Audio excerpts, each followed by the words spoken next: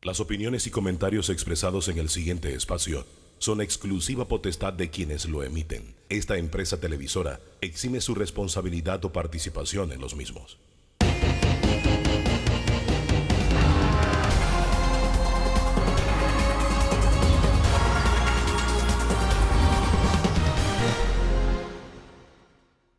¿Qué tal, amigos? Tengan todos muy buenos días, bienvenidos.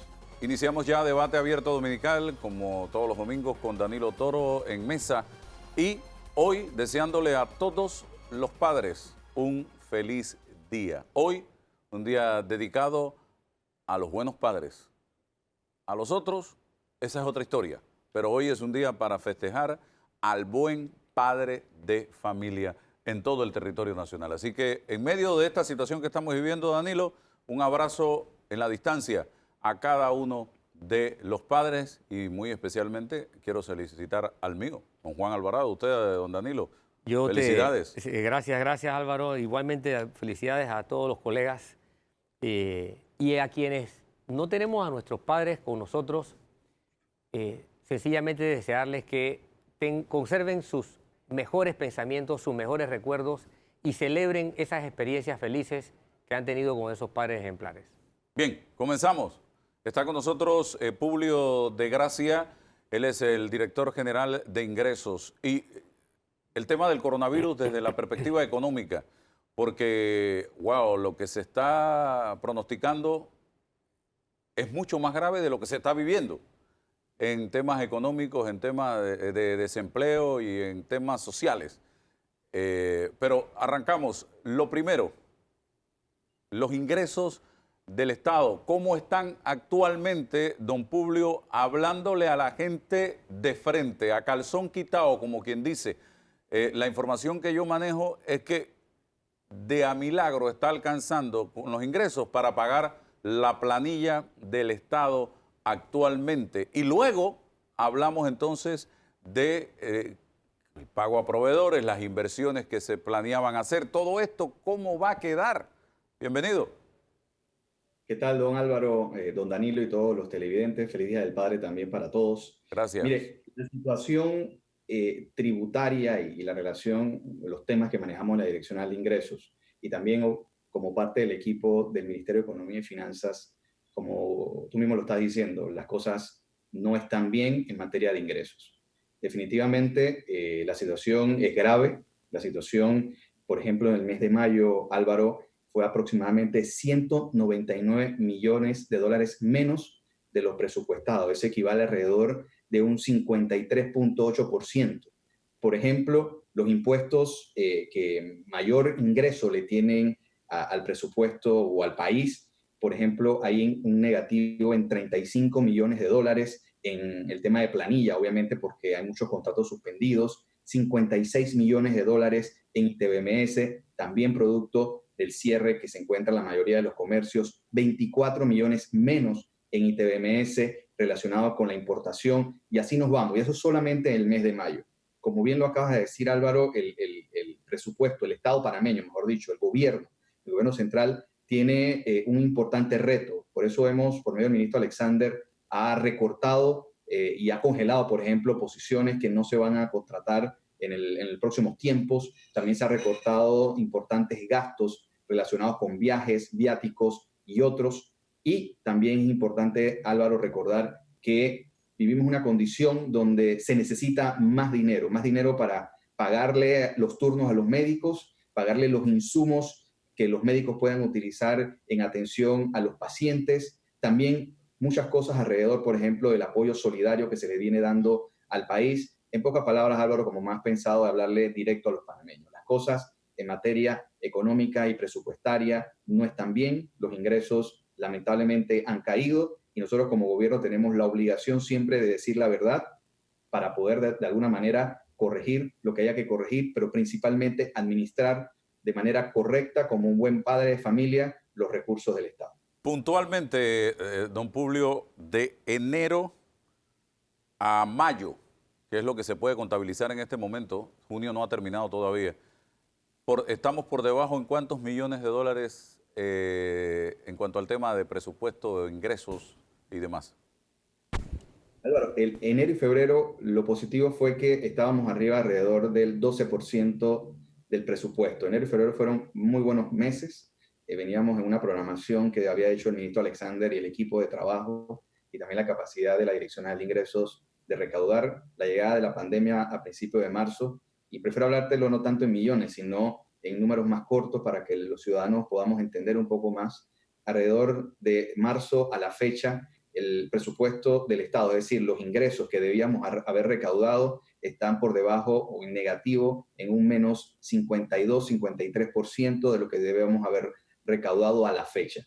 Eso es un impacto impresionante al presupuesto. Por ejemplo, comparando a años anteriores, hemos recaudado lo que recaudamos aproximadamente en el año 2006 aproximadamente, y recordando que la población ha aumentado, los gastos han aumentado, la deuda ha aumentado. Por lo tanto, hemos retrocedido de una manera impresionante en materia de presupuesto, producto obviamente de la pandemia. Así que es un tema que hay que hablarle, reitero, con toda la verdad. Eso es nuestra función y eso es lo que nos ha pedido el presidente de la República, de decirle las cosas a las personas, pero nosotros vamos a ser creativos, somos creativos, y principalmente lo ha dicho el presidente de la República, que vamos a hacer lo que sea necesario, también con los sacrificios desde el propio gobierno central. Usted está hablando de menos de la mitad, y en 2 meses que son fundamentales, porque es la época en que se hacen la declaración de renta, en que las empresas empiezan a pagar mucho más. ¿Estoy en lo cierto?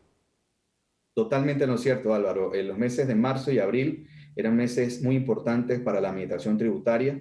Como tú sabes y hemos informado, hemos pospuesto la obligación de la presentación de la declaración de renta hasta el 17 de julio. Eso es un sacrificio para el gobierno, para el Estado panameño, y sabemos que estamos viviendo una situación compleja. El presidente de la República ha mencionado que él, y para adelantarte, Álvaro, parte de los mensajes que el presidente de la República probablemente va a dar el 1 de julio van a rondar alrededor de estos mensajes para los contribuyentes, que lo principal es garantizar que los empresarios, las personas naturales que brindan o crean trabajo, puedan mantener los empleos. Nosotros como Estado, como gobierno, vamos a hacer los sacrificios correspondientes, siempre buscando la manera de que todos podamos salir adelante y, como dice el presidente de la República, para que nadie se quede atrás. Hay un sector importante de la población que tiene una percepción de que todos esos millones de dólares que se anuncian a diario en financiamientos de organismos financieros internacionales a Panamá, todos están aquí, que todos se lo han gastado, o que incluso hay gente que lo dice, y se lo digo aquí de frente, que muchos se lo han robado. Yo he tenido la oportunidad de conversar con importantes figuras del gabinete económico que me explican que mucho de ese dinero ni siquiera ha llegado todavía a Panamá y que está en trámite, y que otro está incluso condicionado a una parte ahora, otra parte el otro año, cosa que no se dice. Y yo creo que es importante que le expliquemos al país cuál es la situación de todos esos millones de dólares de los que nos hablan periódicamente, que están supuestamente entrando al país. Muy bien, Álvaro. Excelente pregunta y la oportunidad de explicarlo de manera sencilla a los ciudadanos. Efectivamente, aproximadamente a finales del mes de marzo, principio del mes de abril, el equipo del ministro Alexander y también en apoyo del ministro consejero Rojas pudieron lograr importantes contactos con organismos multilaterales como el Fondo Monetario Internacional, el Banco Mundial, el Banco Interamericano de Desarrollo y otros, que por medio de esa excelente gestión por parte del equipo de gobierno lograron de manera oportuna, por medio obviamente también de la presentación de las cifras macroeconómicas, microeconómicas, de alguna manera, que los bancos, al final estos son bancos, creen en la República de Panamá, creen que tenemos la capacidad de superar esta crisis de una manera rápida y creen también que podamos nosotros, porque esto es una realidad, tenemos que luego devolverle ese dinero a estas multilaterales. Logramos también que sea bastante flexible estos préstamos para que de alguna manera nos dieran oportunidad como país para poder recuperarnos y cumplir con esas obligaciones. En segundo punto, como bien lo dices, Álvaro, este dinero en su gran mayoría no están en el Banco Nacional, por decir. Aún no han sido desembolsados porque primero, como lo he planteado, se llega a la negociación, se llega a la presentación para qué se va a utilizar ese dinero, porque estas multilaterales no prestan por decir, yo quiero que me prestes tanto. No es así, no es igual que, por ejemplo, como muchos de nosotros pudimos haber llegado o hemos podido solicitar y ser aprobado un préstamo personal, de que yo llego a un banco y de alguna manera el banco me ve si efectivamente tengo capacidad de crédito, tengo un trabajo estable, y allí entonces el banco entra a evaluar si me da o no me da el préstamo. Luego de eso luego de eso el banco me desembolsa el préstamo en un periodo bastante corto. Pero no es lo mismo con los países, con estos organismos multilaterales, porque, por ejemplo, el Banco Interamericano de Desarrollo está condicionado a un plan de que ese préstamo vaya destinado a las micro y pequeñas empresas y a los pequeños productores.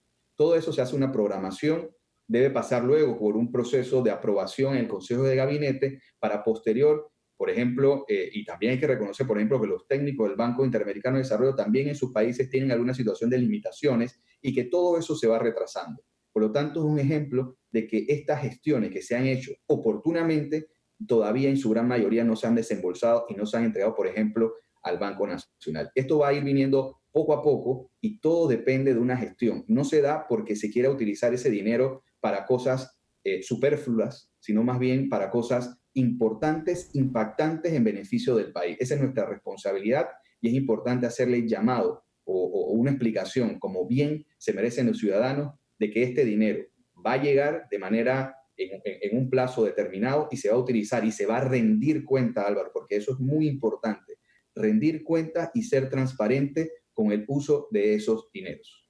Sí, Danilo, esto no es como ir a una financiera o una casa de empeño a empeñar un microondas. No, además, esto va a tener un efecto prolongado porque todos los préstamos que este gobierno tenga que pedir para solventar esta crisis son préstamos que se tienen que resolver, se tienen que solventar o pagar en años venideros. Es decir, esto es un problema que tiene un presente y un futuro, hay un efecto prolongado. Y al menos tenemos la capacidad de pedir, porque hay países de América Latina, por ejemplo, que no les prestan ni un vaso de agua. No había COVID comenzado cuando Argentina había obtenido el préstamo más grande en la historia de la banca internacional multilateral. Lo acaba de recibir Argentina. ¿Qué más puede pedir Argentina, por ejemplo? Nada. Entonces, continúe usted, don Danilo. Bien, don Publio. Normalmente se suelen separar los ingresos en dos grandes bloques, los tributarios y los no tributarios. Los tributarios dependen de la suerte interna, de cómo la cosa está caminando aquí fundamentalmente. Pero los no tributarios están muchos ligados a la suerte internacional, a lo que está pasando fuera de Panamá. Por ejemplo, todo lo que tiene que ver con el turismo, todo lo que tiene que ver con la logística internacional, las actividades de zona libre, la actividad portuaria. Y quiero dejar de lado para después lo del Canal de Panamá. Tomando en consideración que el escenario mundial no es mejor que el de Panamá, es igual y en algunos casos es terrible, ¿qué perspectiva le ve usted a los ingresos no tributarios que vienen precisamente de esos sectores terriblemente golpeados fuera de Panamá, a los que este país está tremendamente expuesto? Nosotros, como parte del equipo de gobierno, estamos trabajando de una manera bastante alineada en materia económica. Por eso participamos en la mesa económica que ha instalado el señor presidente de la República.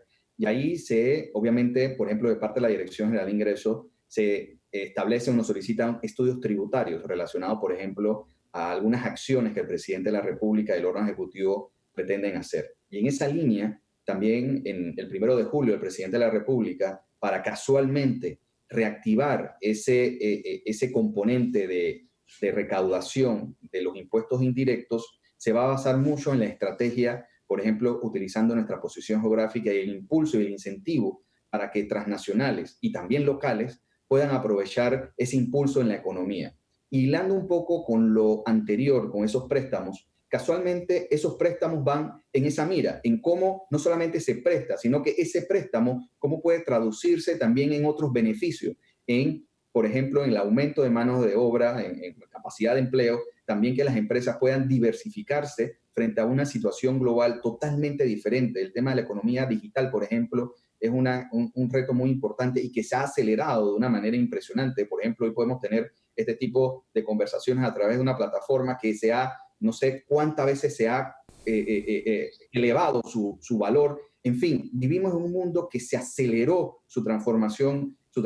La cuarta revolución industrial llegó de una manera impresionante y muchos sectores de nuestra economía van a tener que transformarse para aprovechar posteriormente lo que usted muy bien plantea, de ver cómo nosotros atraemos esa posibilidad a nuestro país para que podamos no solamente tener mayor mano de obra, sino también la capacidad de recaudar más impuestos. Por ejemplo, como usted muy bien lo ha planteado, el tema de la zona libre de Colón se pretende transformar, probablemente equiparar a lo que es el área de Panamá Pacífico, que ha sido exitoso el modelo, o por ejemplo, transformar la zona libre en una plataforma tecnológica. En fin, muchas de esas propuestas el señor presidente de la República va a presentarla el 1 de julio a la Honorable Asamblea Nacional de Diputados para que ellos puedan generar el debate y que los ciudadanos también puedan participar y puedan también presentar sus ideas. Bien, importante. ¿Tienes alguna otra pregunta, Danilo? Sí, tendría que ver sobre cómo están registrando ustedes los ingresos del Canal de Panamá. Acuérdense que los ingresos del Canal de Panamá igual se presentan de manera mensual.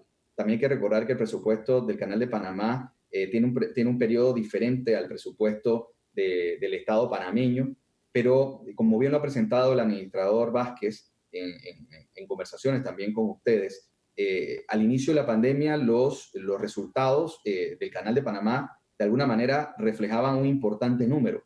Ya en estos meses comienza a tener un impacto de manera que hay que comenzar a estudiar cómo se ha comportado el mundo en relación con el tema de la pandemia. Nosotros recibimos del Canal de Panamá la información de manera periódica, igual que recibimos también la información por parte de la Caja de Seguro Social, que allí sí hemos visto un impacto, como le he mencionado, el tema de la planilla ha sido, en los impuestos, en la recaudación ha sido también, y tengo el número aquí, menos 35 millones de dólares en el mes de mayo, así que las situaciones se están estudiando principalmente para poder entonces impulsar políticas principalmente de impulso, también de oportunidad a los contribuyentes de ponerse al día con el pago de sus tributos y también los incentivos que estratégicamente debemos dar para que podamos instalar nuevas y mejores plataformas que generen trabajo a todos los panameños.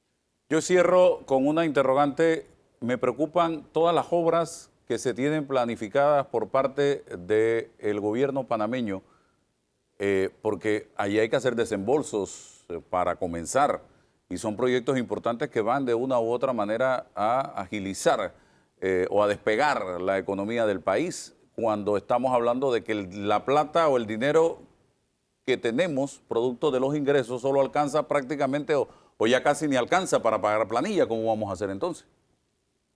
Sí, igual Álvaro, el tema no solamente la planilla, sino los gastos de operaciones que tiene el propio Estado panameño en alquileres, en mantenimiento, también de alguna manera en el gasto social, que como bien lo ha presentado anteriormente el presidente de la República, más de 1.600 millones de dólares en subsidios. Se mantienen todavía, como es el Ángel Guardián, Red de Oportunidades, en fin. Todos esos compromisos están debidamente, bien estratégicamente observados, garantizado el dinero para seguir cumpliendo, pero como lo plantea muy bien don Álvaro, el tema de las obras públicas, por ejemplo, pero ahí tenemos una ventaja.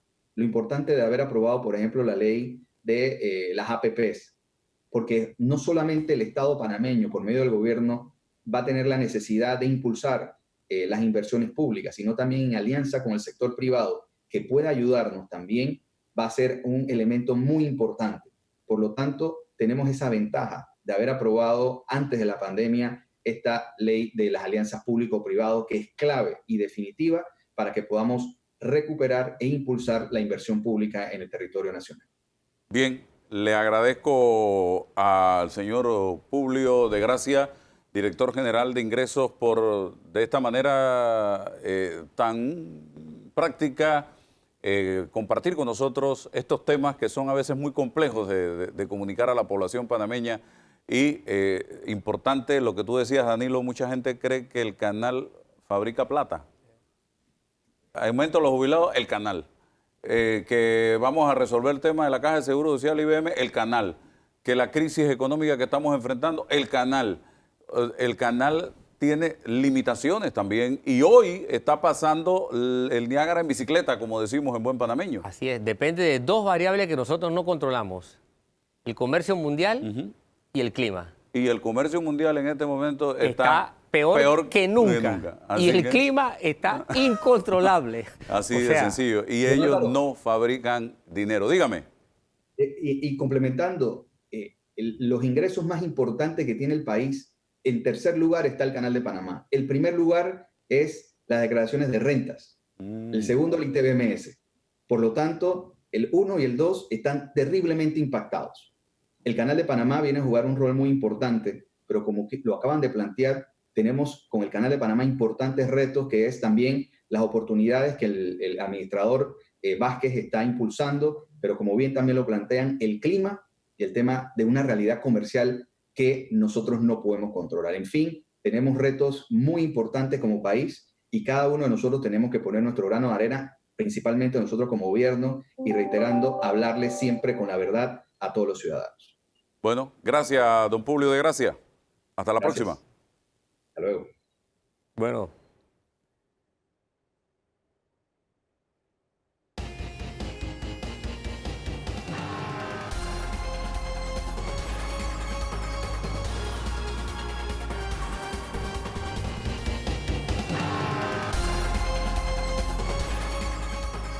Avanzamos, estimados amigos televidentes, y en esta oportunidad, en el marco de la situación que estamos viviendo, nos acompaña el diputado del Partido Revolucionario Democrático, Leandro Ávila.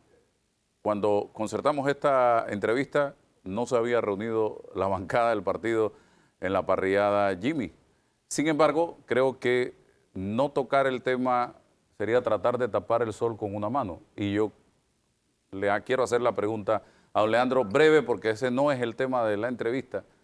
¿Qué pasó, don Leandro? ¿Por qué esta reunión emparrillada, Jimmy, en un restaurante, en un momento donde hay normas o reglas del juego que dicen prohibido realizar reuniones masivas o colectivas y prohibido a los restaurantes atender públicos en los locales, en los salones? Los diputados pueden reunirse 24 horas al día, 7 días de la semana si quieren, pero allí hubo un tema que a la gente le llamó poderosamente la atención. ¿Qué dice usted, don Leandro? Bueno, como bien lo señalas, por disposiciones legales y constitucionales los diputados se pueden reunir permanentemente las 24 horas del día, los 7 días de la semana. Sin embargo, esto fue una semana muy dura dentro de la Asamblea, estábamos en sesión extraordinaria. A nosotros nos convocaron hace una semana a una reunión bancada CEN. Ni yo mismo ayer a las 3 de la tarde recordaba dónde era la reunión. Y una vez culminado el pleno de la Asamblea, ayer pregunté a los colegas dónde era la reunión. Así que no me metí mucho a legislar la conveniencia o no del lugar, entendiendo los momentos que estamos viviendo en el país. Y yo tengo que reconocerle al país que yo soy uno de los diputados que estuvo presente. Yo sí me retiré muy temprano después de la votación. Sin embargo, eso no es excusa. Y yo creo que ha sido una falla en el cálculo político y social que hemos cometido como partido. Y a mí, honestamente, Álvaro, yo no soy miembro de la dirección política del partido, pero como bien tú lo señalas, esta entrevista estaba pactada antes de lo que aconteciera. Y creo que soy uno de los primeros miembros del PRD que tiene la oportunidad de expresarse a un medio de comunicación. Y yo quiero aprovechar este momento para pedirle disculpas públicas al pueblo panameño, reconociendo que somos humanos imperfectos y que se cometió un error de cálculo. Y bueno, ya las autoridades de salud han anunciado que harán las investigaciones correspondientes y que las mismas se hagan y que se le dé al pueblo panameño los resultados de esta investigación, ¿no? Bien, ¿qué se decidió en esa reunión en la parrillada, Jimmy? Bueno, ahí básicamente se reelige el compañero Mateo Castillero como presidente de la Asamblea. Marcos Castillero. Marcos Castillero. Es elegido la compañera Zenobia Vargas como primera vicepresidente. Se ratifica en el cargo de jefe de bancada al compañero Ricardo Torres. La compañera Alina es la secretaria de la bancada y el diputado Cristiano Dame es el subjefe de la bancada. Esas fueron las decisiones que se tomaron ahí. Y obviamente esto ocurre siempre, todos los años, porque debemos tomar en cuenta que ya el 1 de julio se reinicia la sesión. Entonces yo quiero decirte, Álvaro, que en el marco de esto reconocemos el error cometido en ese cálculo. Sin embargo, era necesario una reunión de la bancada y, como se pudo ver en algunas vistas, se guardaron todas las distancias correspondientes. El error está en haberse utilizado un restaurante que en estos momentos no se puede por las disposiciones sanitarias. Una última pregunta sobre la decisión de ayer. ¿Hubo otro candidato a los 3 cargos? Presidencia, vicepresidencia primera y vicepresidencia segunda. Bueno, para el cargo de presidente fue básicamente unánime, solamente 2 abstenciones. Marcos saca 33 de los 35 votos. Para el cargo de la primera vicepresidencia, la compañera Zulay Rodríguez trató de revalidar su posición a ese cargo. La compañera obtuvo 11 votos con respecto a lo que obtuvo la compañera Zenobia Vargas. Y para el cargo de la jefatura de bancada fue una elección muy cerrada entre el diputado Javier Sucre y el diputado Ricardo Torres, que le gana a Javier Sucre por 3 votos, ¿no? Pero se hizo todo en el marco de la democracia y en el entendimiento de que solamente a través de los votos es que se pueden dirimir o definir los liderazgos, ¿no? ¿En esa reunión estuvieron todos los diputados de la bancada? ¿Todos exactamente? Los 35 diputados de la bancada concurrimos. Los 35, obviamente, algunos nos retiramos más temprano. Entiendo yo, porque yo estando en mi casa que me doy cuenta de lo que está pasando en las redes y comienzo a ver las primeras manifestaciones donde habían 4 o 5 personas y después cuando ya va cogiendo un poquito más de cuerpo la misma, ¿no? Pero yo reitero, errores de humanos y creo que se cometió un error de cálculo y hay que reiterar esas disculpas al pueblo panameño porque, Álvaro, mira, yo soy uno de los diputados y quizás nos hemos encontrado en las cuentas de Twitter que ha venido propiciando la apertura gradual controlada. Créeme, esto es insostenible. Álvaro, si a mí me dijeran que me quede en mi casa 4 meses, pero que cuando yo salga el virus no existe, lo hago. Pero créeme que por lo que hemos aprendido del virus, parece que él llegó para quedarse y hasta que no haya una vacuna no va a haber solución a este problema. Entonces, el gran dilema que tenemos los panameños es cómo reactivar la economía y que se entienda que yo estoy desde el lado de los trabajadores. Yo estoy pensando en esa clase media y esa gente humilde que perdió sus empleos producto de esta pandemia y que la apertura controlada y gradual va a permitir que la gente paulatinamente vaya recuperando sus empleos. Entonces, yo estoy en ese camino, pero ayer, inclusive, después de una semana tan dura como hemos tenido, porque el pueblo panameño debe de saber que ha habido mucha presión para que no se aprobara una ley de moratoria, porque habían sectores importantes de la economía que querían dejar esto al libre albedrío. Dejar esto al libre albedrío es dejar que a la gente cuando llegue enero le metan un tiro en la cabeza, ¿no? Y entonces lo que la Asamblea ha hecho en esta semana es un trabajo duro, arduo, de regular un tanto la posibilidad de que después del 31 de diciembre, porque en este momento, como quien dice, todos estamos reyes, no se paga nada, pero al final del camino, cuando llegue el 1 de enero, hay que enfrentar eso. Entonces lo que hemos hecho a través de esta ley de moratoria es darle la oportunidad al deudor, a la gente, de que se siente de tú a tú con el banco a buscar posibilidades de hacerle frente a esta crisis, porque hay que entender, Álvaro, la gente no está pagando porque no quiere. Es que 250,000 a 300,000 panameños se han quedado sin empleo. Bien, no soy a mis 53 años de adular a nadie, pero tengo que valorar y aplaudir ese gesto que ha tenido Leandro Ávila, que no es directivo del partido, de pedir disculpas, cosa que el viernes a las 9 de la mañana no había hecho ningún miembro de la Junta Directiva del PRD.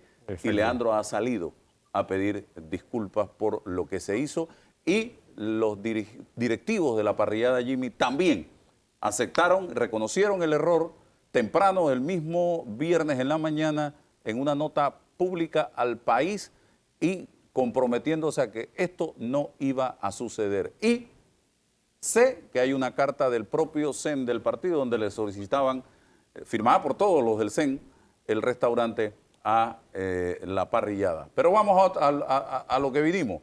Señor Leandro, la moratoria, ¿qué contempla esa ley que fue aprobada precisamente el día jueves en tercer debate en la Asamblea Nacional de Diputados, luego de que el presidente de la República la vetara y la enviara a la Asamblea de vuelta?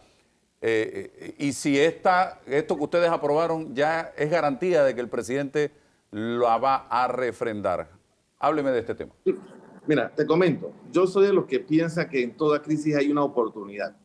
El hecho de que el señor presidente de la República vetara la ley 287 que con muy buena fe hizo la Asamblea Nacional, ese veto ha permitido que ese tema regresara a la Asamblea y se mejorara enormemente. Ejemplo, la propuesta original planteaba una moratoria hasta el 30 de junio.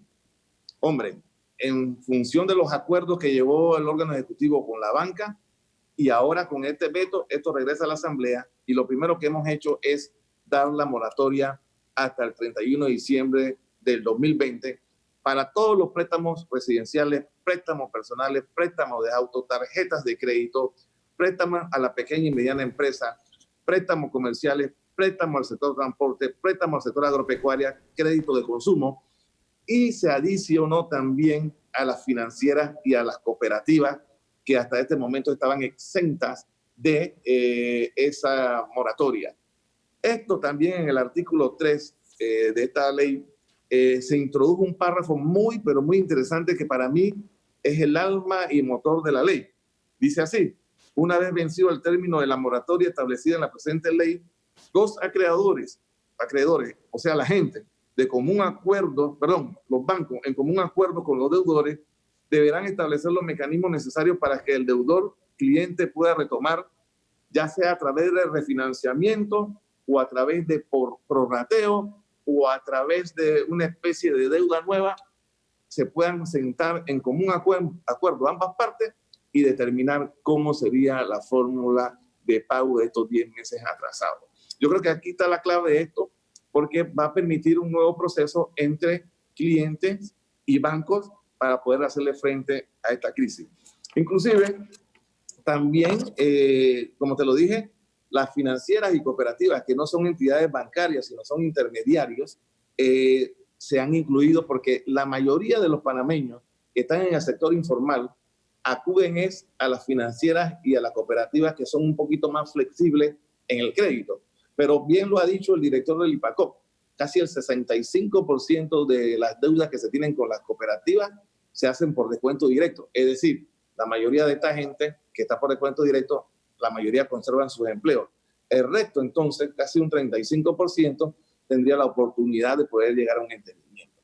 Con respecto a la pregunta que usted me hace, yo tengo que decirte que durante esta semana ha habido mucha inquietud, mucha presión de los sectores financieros que sienten que no había la necesidad de hacer una ley porque ellos podían llegar a un entendimiento con los clientes. Pero no, había que llegar a una ley porque no todos los bancos le están dando el mismo trato a la persona. Hay bancos que sí han dejado de cobrarle a los clientes, hay bancos que sí han suspendido los intereses, pero hay otros bancos que han seguido atropellando a la gente, y por eso entonces había que hacer una ley para que esto sea ley de la República y se le dé un trato justo a todos los clientes. Ahora bien, esto todavía sigue en manos del señor presidente de la República, porque una vez que se devuelva esta propuesta de ley, el órgano ejecutivo tendrá que determinar si la sanciona o no. ¿Qué tratamos de evitar? Por ejemplo, yo en la Comisión de Gobierno, que tuve que atender los temas de inexequibilidad, o sea, los temas que se suponen, según el órgano ejecutivo, eran inconstitucionales, yo tenía dos alternativas. O la pasaba por insistencia o acogía el veto presidencial. Si yo la paso por insistencia, lo que creo es lo que podríamos denominar un conflicto jurídico entre el órgano ejecutivo y la Asamblea Nacional. Cuando eso pasa, ¿quién dirime ese conflicto? Lo tiene que hacer la Corte Suprema de Justicia. ¿Cuánto tiempo tomaría la Corte Suprema de Justicia para atender este tema? Nadie lo sabe.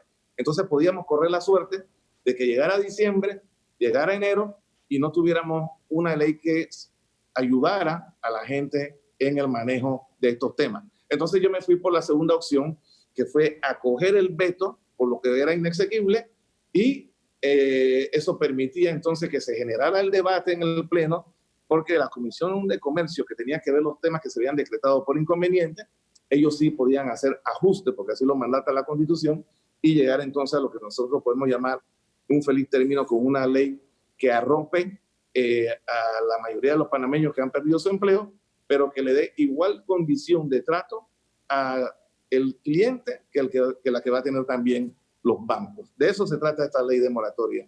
O sea, Álvaro. don Leandro, ¿se mantiene vigente aquello de que yo, cliente, debo probarle al banco que yo he sido afectado por la crisis generada por el COVID-19 a través de un documento notariado o una carta de la empresa, no sé? ¿Eso se mantiene? Bueno, en efecto... Porque en Panamá el juega vivo abunda, y usted lo sabe, don Leandro Ávila. Claro, eso tiene que hacerse porque mi propia situación, ¿para qué hablar de otros si uno puede hablar de uno mismo? Por ejemplo, yo tengo tarjetas de crédito, tengo préstamos bancarios, pero yo sigo devengando un salario. ¿Qué sentido tiene? Por ejemplo, yo tengo una tarjeta, o las dos tarjetas que tengo, ninguno de los dos bancos me ha molestado. Si me atraso un día o 2 días o 3 días, antes te llamaban de una vez y te decían, ahora nadie me ha llamado para nada. Pero yo tengo que ser consciente que si yo sigo devengando un salario, yo debo ir a pagar. ¿Y por qué debe ser así? Porque de esa manera no debilitamos tampoco las instituciones financieras y le damos oportunidad a la gente que no puede pagar de que los bancos también tengan la fluidez económica, porque aquí no se trata de ahorcar a nadie. Así que, en efecto, si una persona perdió el empleo, le suspendieron el contrato, inclusive puede haber una casa donde la esposa trabaja en el sector público, pero el esposo trabaja en el sector privado. Si en esa casa uno de los dos perdió el empleo, ellos con esa carta se pueden apersonar al banco y buscar entonces las condiciones de protección que ofrece esta ley. Quiero decirte, Álvaro, que yo llamo esta ley ganar, ganar. ¿A qué me refiero? Hombre, aquí nadie debe sacarle provecho a la crisis. Las instituciones financieras, los bancos, al igual que la gente, debemos entender que nadie tiene la culpa de lo que ha sucedido. Nos vino algo que jamás yo había vivido. Yo viví una invasión, yo sé lo que es una invasión, yo sé lo que es ver los disparos y las balas, yo sé lo que es ver edificios destruidos, yo sé lo que es ver un pueblo donde no tenía para comer. Pero eso fue, llamémoslo, una guerra. Acá estamos peleando contra un enemigo invisible que atacó al mundo entero. Entonces, los bancos deben de entender que la gente no paga, no porque no quiere. La gente no paga porque producto de esta pandemia tuvimos que recluirnos, se perdieron los empleos y entonces tenemos una situación especial. Ahora bien, pongámoslos que haya bancos que sean extremadamente duros con los clientes. ¿De qué le va a valer a los bancos quitar cientos de propiedades y tenerlas archivadas ahí? ¿O de qué le va a valer a los bancos quitar automóviles y tenerlos ahí oxidándose? No, por eso yo llamo esta ley ganar, ganar. ¿Cómo a través de la apertura controlada se van recuperando los empleos y cómo a la vez los bancos entienden que esto que pasó no es culpa de nadie y que todos tenemos que ayudar y poner nuestro granito de arena? Danilo Toro. Buen día, don Leandro. Buen día, Danilo. Yo utilizo como un indicador de la gobernabilidad las relaciones entre el Ejecutivo y el Legislativo. Y una señal de ese indicador es que tanto un presidente espera para sancionar una ley aprobada por ustedes, o si la devuelve, si la rechaza. O sea, ¿qué actitud asume el Legislativo con respecto a lo que el Legislativo ha hecho? Mi pregunta es, ¿llegaron ustedes a algún acuerdo con el Ejecutivo de tal forma que podrían esperar ustedes que el Ejecutivo la firme de manera expedita, o esto todavía es una moneda del aire que puede esperar, que deja abierta la posibilidad a que el Ejecutivo se las mande de regreso, a que le mejoren algunas cosas o a que la rechace de pleno? Sí, te contestaría que todo veto parcial es una ventana para que la Asamblea pueda corregir los supuestos errores que señala la asesoría legal del órgano ejecutivo. ¿Ok? Todo veto parcial. Así que yo lo vi como una oportunidad y entendí también que el señor presidente de la República, una vez llegado a un acuerdo, él entendió que ese acuerdo no tenía peso de ley, porque en el mundo comercial lo que prevalece es el acuerdo entre las partes. Entonces, había que hacer una ley para que el Estado pudiera coadyuvar a esta relación cliente-banco. Así que eso es lo que yo comprendí de parte del órgano ejecutivo. Ahora bien, yo pienso que como en el día de ayer fue muy especial, nosotros iniciamos la sesión bastante tarde, porque sí, en efecto, esto hay que decirlo, estuvimos conversando con asesores de la presidencia que tenían algunas inquietudes y la logramos solventar y producto de eso se aprobó esto en tercer debate. Si la Asamblea se reúne con los asesores legales de presidencia y al final del camino se decide que lo que se está viendo está correcto, a mí no me queda la menor duda de que el señor presidente la sancione. Ahora bien, yo me puedo equivocar. Nosotros tenemos que esperar las próximas horas para ver qué decisión toma el órgano ejecutivo. Pero yo siento que si me puse de acuerdo con asesores presidenciales en esta materia, esto no debe tener ningún problema y esto en algún momento debe ser ley de la República. Oiga, don Leandro, rapidito porque el tiempo se me acabó. Lo del bono de $300 que se planteó y esto incluye cooperativas y financieras que no estaba incluido en el acuerdo anterior. Sí, correcto. Se incluyeron las cooperativas y financieras porque, hombre, como te lo dije, en el sector informal es donde está la gente. O sea, el sector informal es la gente que no cotiza. A ellos los bancos no le prestan, los bancos no los miran. Pero entonces las cooperativas y las financieras son los que los miran a ellas. Pero también esa gente se ha afectado y por eso se incluyó. Mira, Álvaro, con respecto al bono, me han tratado de criticar y satanizar por algo que no he dicho. Yo siempre he dicho, nunca será suficiente. Podemos dar 300, podemos dar 400, podemos dar 500, pero esto tiene que ser sostenible con el tiempo. Ni usted, ni yo, ni nadie sabe cuánto tiempo va a durar esta pandemia, si va a durar un mes más, o 3 meses más, o 6 meses más. El Estado tiene que tener los recursos para enfrentar esto hasta que podamos salir de esta pandemia. Eso que quede bien claro. Pero ¿qué sucede? El artículo 163 de la Constitución es claro y dice así: es prohibido a la Asamblea Nacional, 2 puntos, reconocer a cargo del Tesoro Público indemnizaciones que no hayan sido previamente declaradas por las autoridades competentes y votar por partidas para pagar becas, pensiones, jubilaciones, gratificaciones, erogaciones que no hayan sido decretadas conforme a las leyes. ¿Por qué este artículo? Porque cualquier diputado se puede parar mañana y le dice, ¿sabe qué? Yo quiero aumentarle $100 a todos los pensionados jubilados aquí. Y se para hoy y dice, yo quiero aumentarle a los educadores. Entonces la ley y la Constitución es sabia y no deja esa potestad en la mano de los diputados. Ahora bien, porque me gusta hablar con la verdad, el artículo 163 en el numeral 8 dice que es prohibido ordenar o autorizar otras partidas y programas no previstos en el presupuesto general del Estado, salvo en casos de emergencia así declarados expresamente por el órgano ejecutivo. Entonces alguien pudiera decir, claro, pero si el Ejecutivo declaró estado de emergencia, ¿ustedes pueden hacerlo? Sí, lo que podemos hacer es invocar el gasto. Y en efecto, ¿qué es lo que hicimos? Hemos reconocido en el artículo 4 el monto del bono solidario que recibirán los trabajadores formales a los cuales se le haya suspendido provisionalmente su contrato laboral o han sido cesados de su relación formal, o los trabajadores informales que han visto afectados por la crisis causada por la pandemia COVID, será determinado por el órgano ejecutivo.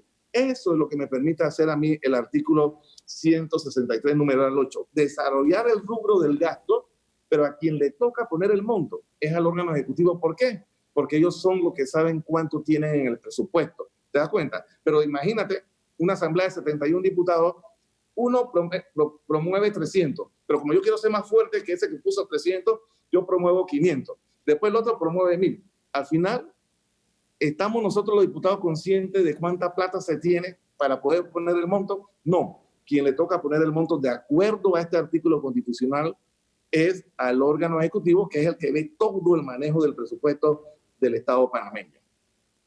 Última pregunta, segundos. El 1 de julio, ¿dónde va a ser la sesión y cómo se va a manejar esto, señor Leandro Ávila, con la situación y tal y como está, donde se necesita distanciamiento y protección?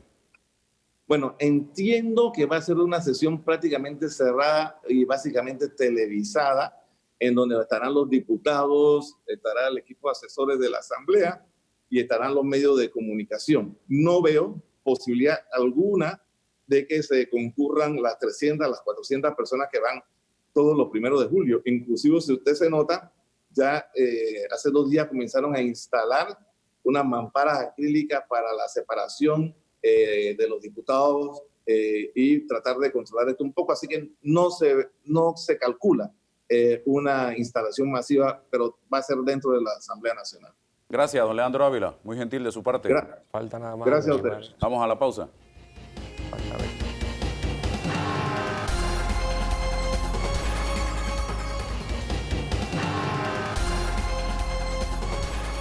Amigos, Armando Fuentes es el director de la Autoridad de los Servicios Públicos. Y es que la Asamblea Nacional acaba de aprobar en tercer debate la moratoria en temas financieros, bancarios, financieras y cooperativas. Pero esto no tiene nada que ver con la luz, con el cable, con el teléfono o el internet, el agua, no sé. Y don Armando debe darnos información de cómo queda esto, porque la moratoria que fue decretada vence el 30 de junio, si mal no recuerdo, y al mismo tiempo, el 1 de julio debe entrar en vigencia las nuevas tarifas que cada 6 meses son renovadas, actualizadas. ¿Qué nos dice de esto, don Armando? Bienvenido. Buenos días, Álvaro. Un saludo respetuoso y cordial a ti y a tu teleaudiencia. Realmente nosotros debemos informar, como usted lo acaba de decir, y voy a iniciar por el tema de la tarifa. Por mandato de ley, el tema del precio del kilovatio hora, es decir, la tarifa eléctrica, antes del 1 de julio, que va a regir del 1 de julio al 31 de diciembre del 2020. Ya prácticamente las corridas están hechas y serán anunciadas la próxima semana, toda vez que esto es un trabajo bastante técnico porque hay que calcular varios elementos que influyen en la tarifa eléctrica, especialmente los costos de generación del combustible y los diversos tipos de tarifas. O sea, las tarifas eléctricas son de diversos tipos, no todos pagan el mismo precio. Lógico que hay subsidios también que hay que ver, y eso se va a anunciar en la próxima semana. Con relación a la moratoria, que es el tema principal y más urgente, efectivamente, nosotros incluso yo creo que debemos decirlo antes de la vigencia de la propia ley 152 de mayo del 2020, que se hizo con efectos retroactivos. Ya nosotros teníamos un acuerdo solidario energético entre los distribuidores de energía y las compañías generadoras. En ese sentido, pues, nosotros habíamos llegado desde el mes de marzo a un acuerdo de una moratoria, y también la suspensión de los cortes del servicio de electricidad. Esto se ha cumplido a cabalidad. Yo debo decir que realmente nosotros hemos resaltado que a nadie se le ha cortado el servicio de electricidad en estos días. Entiendo igualmente el servicio de agua. Sin embargo, pues hemos estado vigilantes, lógicamente, de que se cumpla. Las situaciones que se dieron en su momento fueron resueltas inmediatamente y ha sido parte de la política del gobierno en general de mantener a la gente con el servicio de electricidad y el servicio de agua potable. Así que ha sido eso. Se vence, como usted dice, el tema de la moratoria. En el tema de la moratoria emitimos la resolución 16094, donde establecimos, por mandato del decreto ejecutivo que reglamenta la ley 152, donde establecimos que el día 1 de julio se establecía como fecha de inicio de los arreglos de pago que tenían que hacer los servicios públicos, o sea, los clientes, con los prestadores de los servicios públicos. Y ese máximo de arreglos de pago es por 36 meses, es decir, 3 años. Nosotros establecimos en esa en esa resolución que los clientes podían hacer unos arreglos de pago con los prestadores de los servicios públicos, los 4 servicios públicos regulados en la ley, donde mensualmente se le descontara hasta un máximo del 10% de la deuda. Es decir, no se puede establecer ningún acuerdo que implique que al usuario de la deuda se le va a descontar un máximo del 10% de la deuda de manera mensual. Sin embargo, también lo dejamos abierto a que los clientes, hay clientes que quieren utilizar los 36 meses, hay clientes que quieren utilizar 12 meses o 24 meses, y esto lógicamente se deja abierto a la relación entre cliente y el prestador del servicio público. Don Armando, faltan 9 días para el 30 de junio.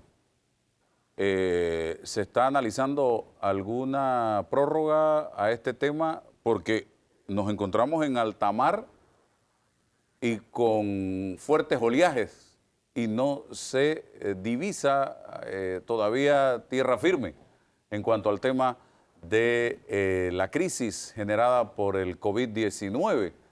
¿Qué nos puede decir al respecto?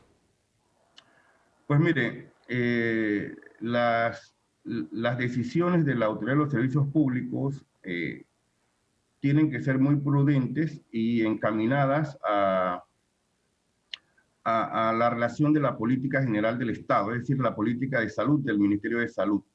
En ese sentido, si no hay una reactivación económica, por supuesto que la Autoridad de los Servicios Públicos y el gobierno en general tienen que mirar la situación económica de los usuarios de la energía. En ese sentido, hay dos servicios básicos que nos preocupan muchísimo, de los 4 que regulamos, que es agua potable y electricidad. En ese sentido, esos servicios públicos, estamos, por ejemplo, el agua, que es estatal por parte del IDAN, estamos conversando precisamente porque no puede haber cortes de agua a nadie en su residencia y esto, lógicamente, es una directriz del señor presidente. Igualmente, en el tema de energía o de electricidad específicamente, es un servicio básico para que la gente esté en su residencia, aunque se ha aumentado, lógicamente, el consumo residencial.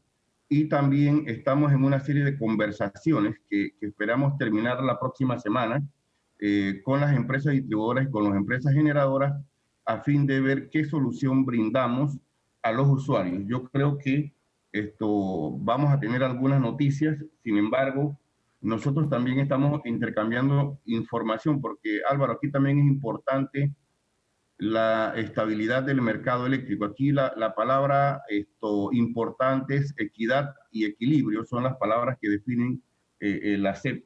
Nosotros tenemos aproximadamente que en una de las empresas hay 434,000 clientes morosos, en la otra hay cerca de 200,000 clientes morosos, estamos hablando de más de 600,000 clientes morosos en el servicio de electricidad. Eso significa que la gente se ha acogido a la moratoria. Sin embargo, hasta el día de ayer había en una de las empresas solo 12,000 clientes o un poco más de 12,000 clientes que se habían acercado a establecer los arreglos de pago que deben empezar a partir del 1 de julio. Nosotros quisiéramos transmitirle un poco de tranquilidad a la población. Nosotros por lo menos ya hemos acordado con las empresas que en el mes de julio no habrá cortes de electricidad ni de agua potable. Yo creo que es importante que eso nos da una oportunidad de ver las conversaciones que se van avanzando con las empresas. ¿Y por qué decía que esto es equilibrado? Porque el servicio de electricidad es un servicio que es una cadena, o sea, el generador le vende al distribuidor y el distribuidor le vende al cliente final. En consecuencia, si las distribuidoras no reciben pago y a su vez no le pagan a los generadores, se puede haber afectado el servicio por disminuciones de personal. No obstante, por eso decía, nosotros estamos interesados en mantener la eficiencia o eficacia de los servicios públicos de electricidad y de agua potable y al mismo tiempo mantener el suministro del servicio a los clientes. Así que estamos tratando pues de que eso sea así, con un gran sentido de solidaridad social. Así que yo creo que vamos a ver qué podemos lograr en esta semana y ojalá se pueda anunciar conjuntamente con el nuevo precio de la tarifa eléctrica. Otro punto, hay quejas de la población en relación al incremento en la facturación de la energía eléctrica, principalmente a pesar de los anuncios hechos a raíz de esta crisis por parte del gobierno nacional. ¿Ustedes están recibiendo estas quejas en cuanto a la facturación? Es correcto. Nosotros, en principio, hemos dado directrices y debemos proceder dentro del marco de la ley. Dimos unas instrucciones muy claras a los prestadores de servicios públicos a fin de que recibieran los reclamos de los clientes. Entiendo, han recibido varios miles de reclamos. Nosotros ya, porque es el segundo paso del reclamo, nosotros como institución, en el último mes hemos recibido cerca de 1000 solicitudes de reclamos que están siendo atendidas por la Dirección Nacional de Atención al Usuario.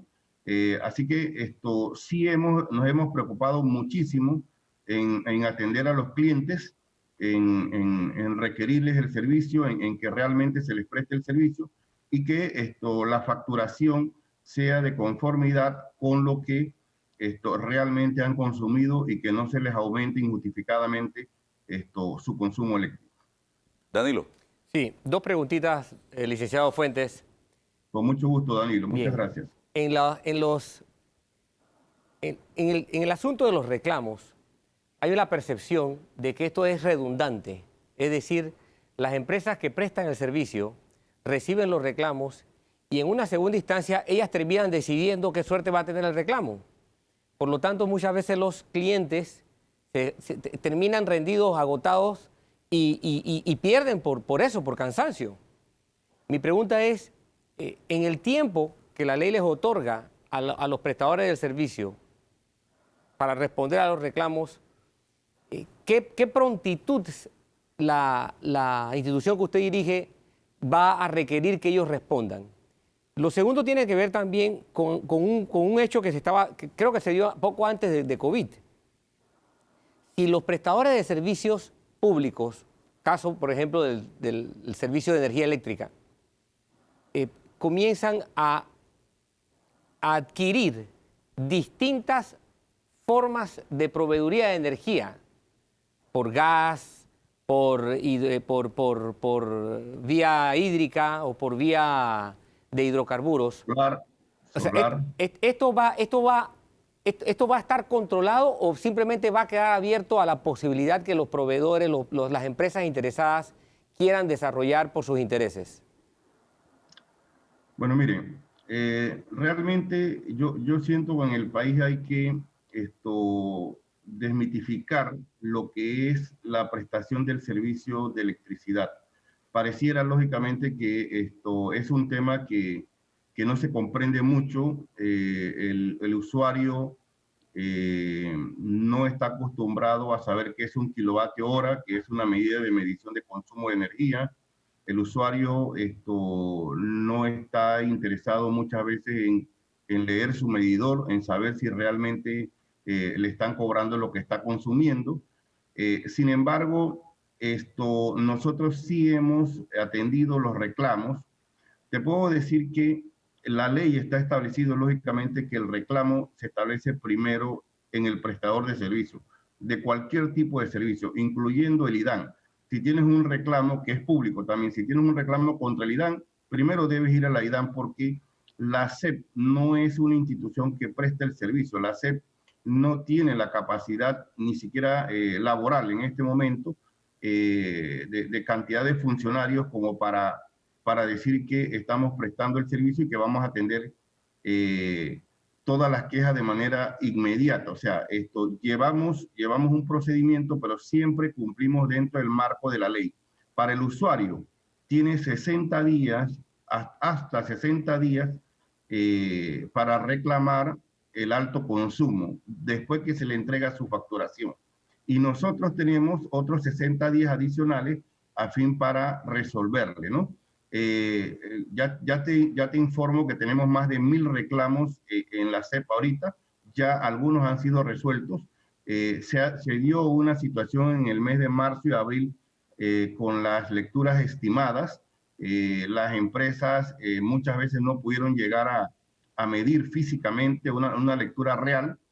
Sin embargo, pues nosotros nos hemos esforzado mucho en realmente analizar cuál es el reclamo del usuario y a ver cómo le resolvemos su situación de facturación. ¿Tenías otra pregunta? Sí, la pregunta sobre la posibilidad de que las empresas que generan energía puedan incursionar en los distintos tipos de mercado. ¿Esto se mantiene como una posibilidad totalmente abierta? ¿No hay mayor límite ni mayor disposición gubernamental a través de la institución que tú diriges sobre este aspecto? Pues no, mira, realmente como usted bien decía, hay diversos tipos de generación. Hay generación térmica, hay generación térmica a través de combustible, hay una a través de gas. hay generación hídrica, hay generación solar y hay generación eólica hasta el momento en el país. Las leyes panameñas no restringen la inversión del tipo de generación. Es más, nosotros hemos estado motivando la generación no contaminante. Por eso usted ha visto que hay más generación solar. Yo creo que los parques solares hemos estado dando varias licencias a fin de que se establezcan parques solares. Se están construyendo nuevos parques eólicos en la provincia de Coclé. Eso lógicamente va a beneficiar al país porque es una generación de energía limpia y además de eso resulta una generación de energía menos costosa que la generación a través de combustibles fósiles que implican lógicamente un mayor gasto de la generación. Así que nosotros no tenemos límite, debemos ser muy claros en eso. Nosotros, lejos de estar restringiendo, estamos motivando la inversión de las energías limpias en el país. Tengo dos preguntas. La primera, hábleme o quisiera saber cuál es la tendencia en este momento en temas de tarifa, si al alza, a la baja o hay una tendencia a que se mantenga estable debido a la situación que estamos atravesando. El combustible ha bajado de precio evidentemente. No sé cómo están manejándose este tema. Señor, deme alguna pista, no sé. Con mucho gusto, Álvaro. La tendencia realmente es a mantener el precio de momento. Lógico que hay que ver aspectos que todos influyen en la tarifa. Nosotros hemos presentado al ministro del MEF temas de subsidio que deben ser discutidos en el Consejo de Gabinete. Nosotros hemos presentado también, tenemos que ver el costo variable del combustible para finales de mes. Sin embargo, muchas veces la gente pregunta, dice, bueno, pero ¿qué impacto tiene el combustible en el precio del kilovatio hora?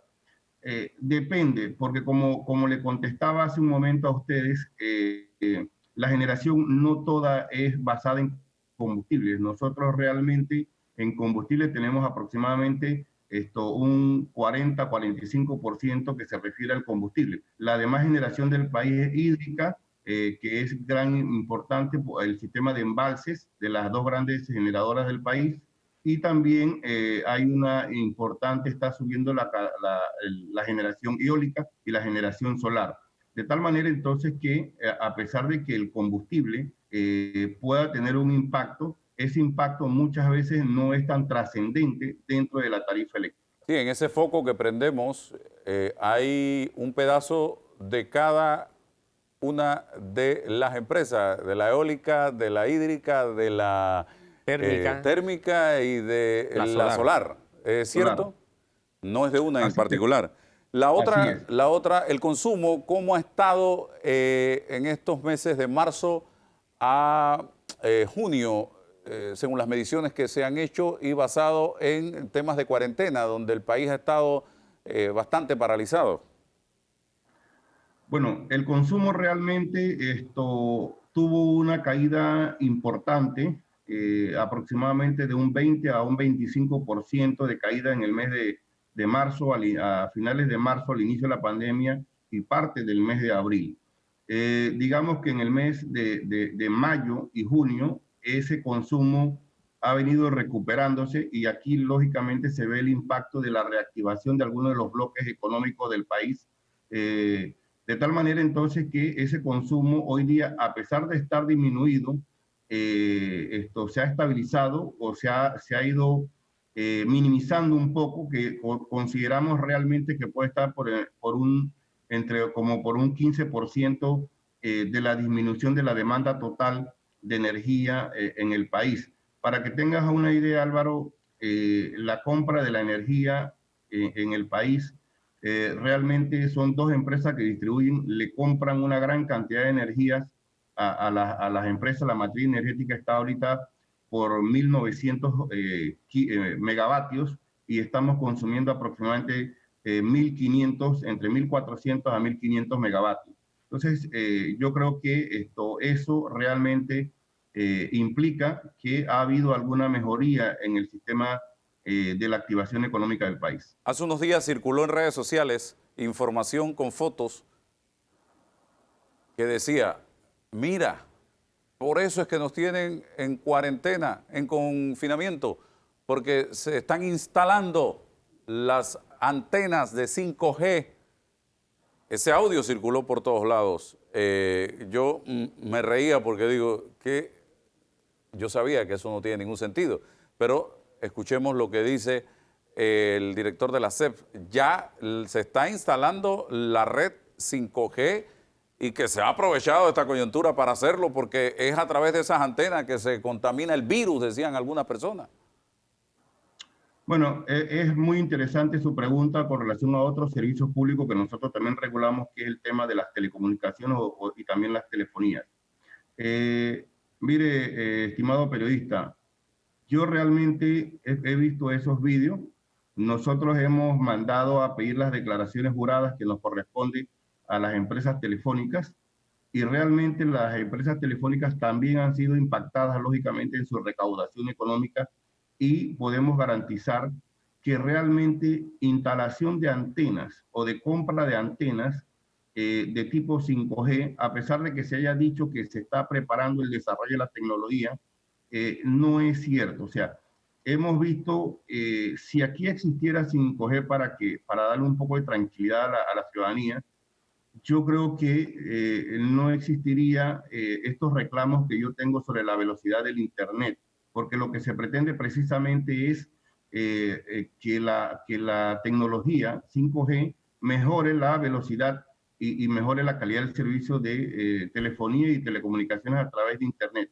Sin embargo, nosotros también es bueno que es un desarrollo tecnológico que se está desarrollando a nivel mundial y por eso la SEP también estableció una comisión técnica para vigilar si esa tecnología y que se haga lógicamente cumpliendo cuando se vaya a hacer los controles de salud que requiere la población.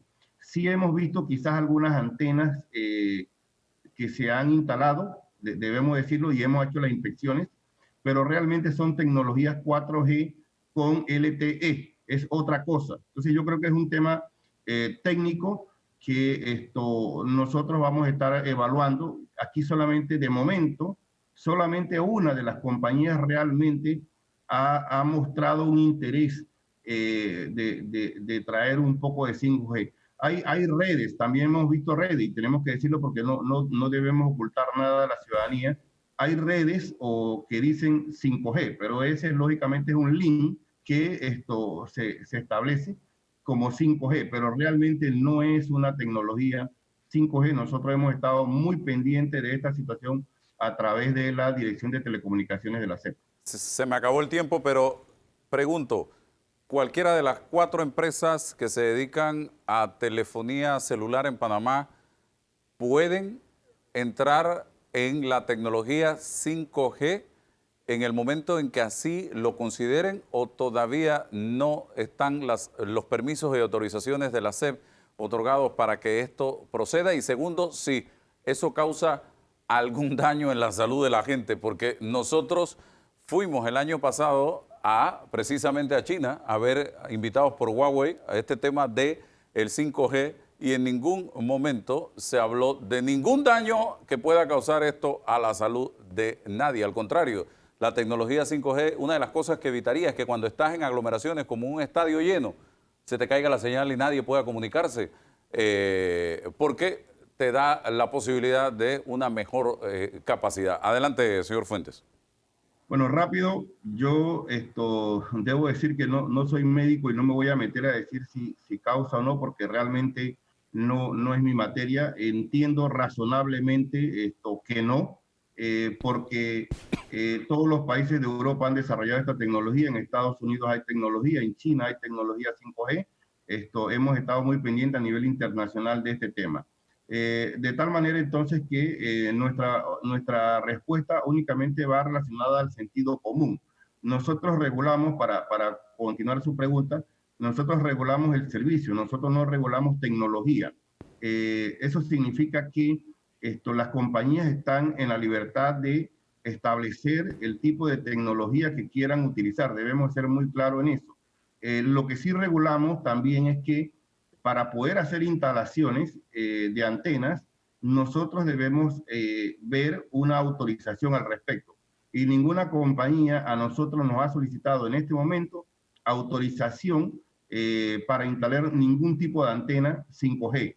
Si nosotros, si una compañía instala antenas 5G sin la autorización de la SEP, lógicamente se está exponiendo a un proceso sancionatorio y una multa importante.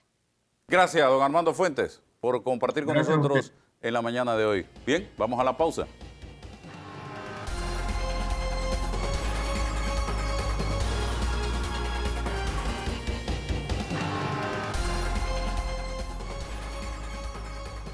Señoras y señores, hablamos ahora de la evolución del COVID-19 desde el punto de vista de salud. Está con nosotros la doctora Lourdes Moreno, jefa del Departamento de Epidemiología del Ministerio de Salud. Doctora, lo primero, y no puedo dejar de hacer esta pregunta, la posición de ustedes como ministerio frente a lo ocurrido el día jueves en una actividad donde estuvieron los diputados del Partido Revolucionario Democrático. ¿Qué se va a hacer en este caso, doctora? Usted como jefa de epidemiología. Bueno, ante todo, muy buenos días, Álvaro. Buenos días, equipo Panamá. Realmente agradezco el espacio. Y en cuanto a tu pregunta, quiero decirte que nosotros tenemos instrucciones precisas desde el día 1 de la doctora Rosario Turner en que los decretos, las leyes son para cumplirse. Y nosotros como Departamento de Epidemiología hemos hecho ese llamado a toda la población de acogerse a las medidas que nosotros como grupo hemos implementado, y es necesario que no haya fueros ni privilegios en el cumplimiento de las mismas. Estoy segura que las investigaciones que se están haciendo pues arrojarán los términos en que deben llevarse a cabo las diversas sanciones que sean necesarias. Las reuniones, para que quede claro, en este tipo de establecimientos comerciales están prohibidas, y dicho sea de paso, la atención a público en este tipo de locales también están prohibidas por decreto del Ministerio de Salud. Sí, así es. Para poder llevar a cabo una de las medidas que son indispensables para el control del COVID-19 se encuentra el distanciamiento físico, que es lo que nos ha llevado a estar pues en este periodo de confinamiento en algunos lados, otros de semi-confinamiento, aunque en Panamá no hemos tenido una cuarentena total real, porque siempre hemos tenido movilización, así sea por salvoconductos, pero se ha tenido. Hay reglamentos, decretos establecidos y tal cual como dices, son parte de esa lucha que enfrentamos día a día contra el COVID, y no están permitidas las reuniones, no están permitidas la atención dentro de los diferentes locales comerciales, cumpliendo con ese distanciamiento físico tan necesario en estos momentos. Bien, vamos a la actualidad en cuanto al tema del COVID-19. Doctora, estamos rondando 25.000 casos prácticamente ya en nuestro país. Hoy ya estamos grabando viernes, pero es domingo que se da el programa. Ya cerca de los 500 muertos, si es que Dios quiera que no hemos llegado hoy, domingo, pero ¿en qué situación nos encontramos en este momento? Pudiéramos decir que la más crítica de la pandemia para Panamá específicamente. Sí, Álvaro, es una situación lamentable en la que estamos. Ha habido un incremento en el número de casos, pero si bien es cierto, también ha habido defunciones. Hay dos aspectos que quiero resaltar. Lamentable porque es una situación que es a nivel mundial, no es solamente en Panamá. Todo el mundo estamos, por llamarlo de alguna manera, enfrascados en esta gran lucha. Por un lado, si bien es cierto, Panamá ha tenido un alto número de casos, también es cierto que los tenemos porque los estamos buscando. Nosotros estamos haciendo una gran cantidad de pruebas a la población y se están haciendo las mismas en los lugares en donde precisamente se ha detectado esa circulación activa. Hay casos, buscamos los contactos, se les toman las muestras y de allí van surgiendo pues los casos que tenemos al momento. Por otro lado, las defunciones. Nosotros en Panamá, las defunciones que vamos teniendo en las diferentes instalaciones hospitalarias e incluso las que son en casa, que son notificadas a través de la morgue judicial, Panamá tiene en estos momentos una vigilancia intensificada de la mortalidad y se les hace pruebas de COVID-19 e incluso muchas veces los resultados han salido post-mortem. O sea que esa persona probablemente no supo que tenía el COVID, pero nosotros lo hemos buscado de igual forma se ha reportado como tal porque fue detectado por un laboratorio.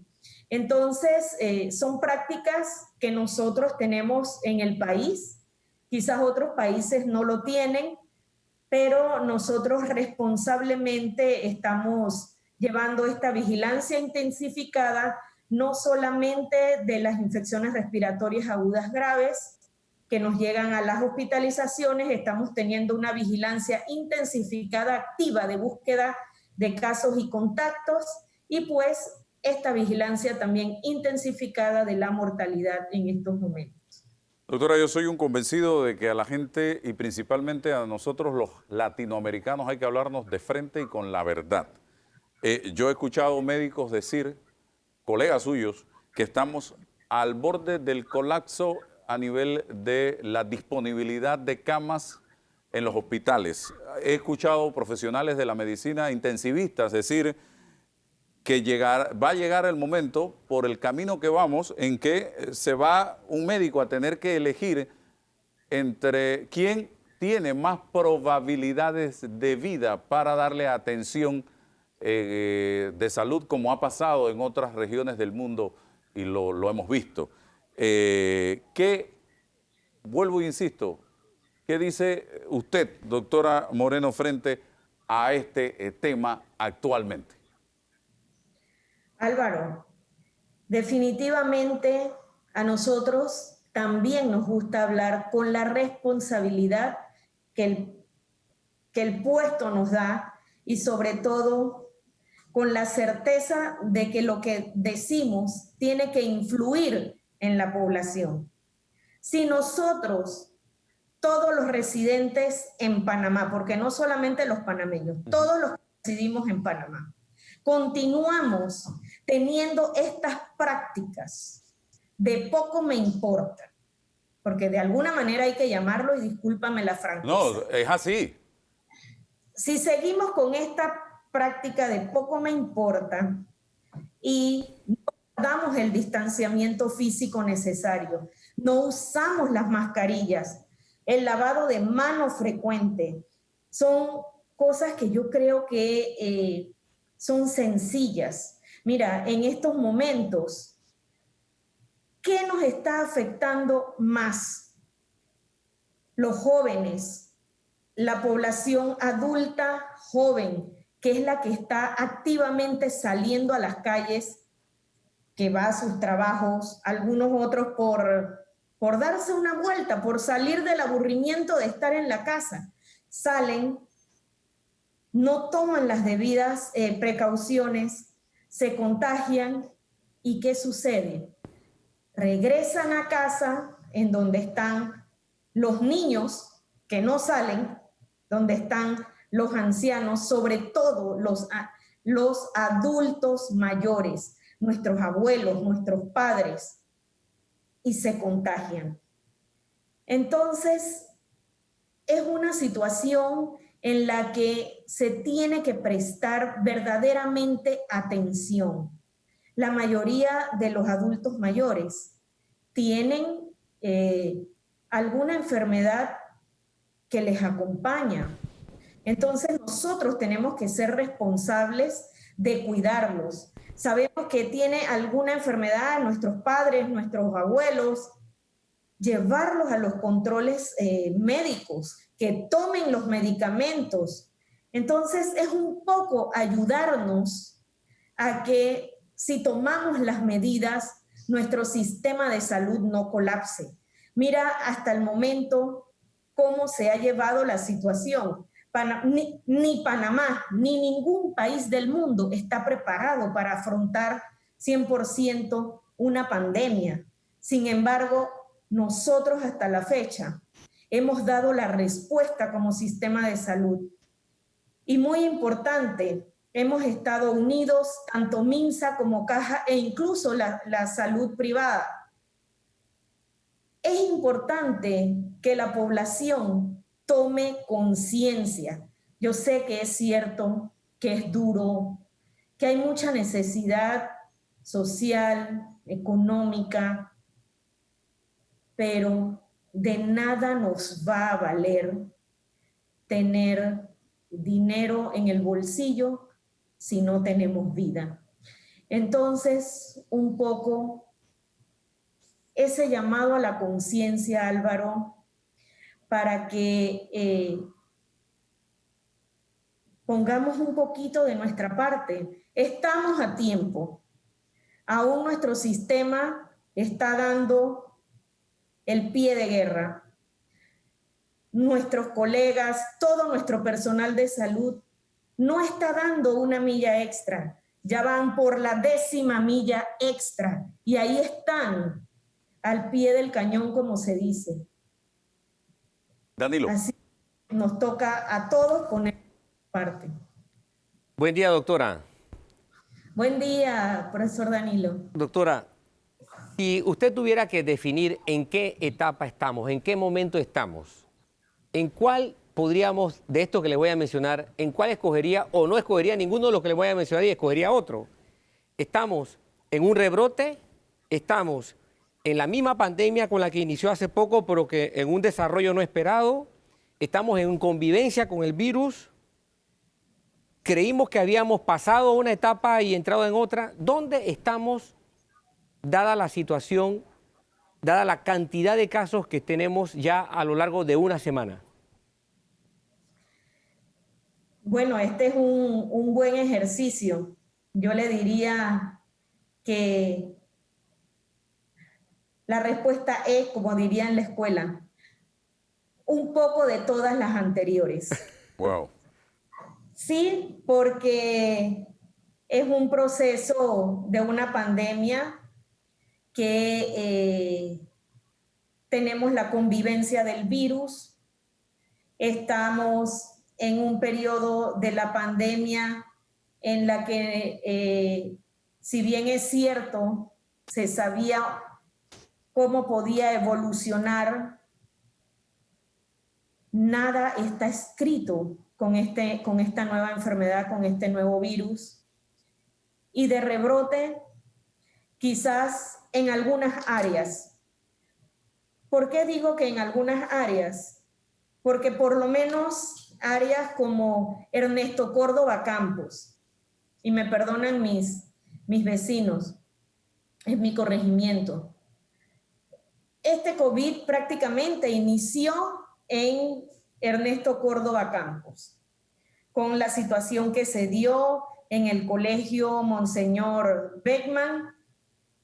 Llegó un momento en que hubo un gran desarrollo, una gran cantidad de casos en el área y posteriormente bajó.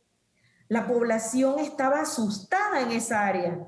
La población tenía conciencia de lo que estaba sucediendo. ¿Por qué? Porque veían a muchos de los vecinos que tenían que ir a hospital, otros a hotel hospital.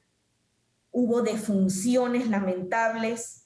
Entonces la gente tenía un poco más de esa conciencia, y yo no sé si es el cansancio, el aburrimiento, pero las medidas se han vuelto a relajar. Nuestros hijos estaban verdaderamente en casa.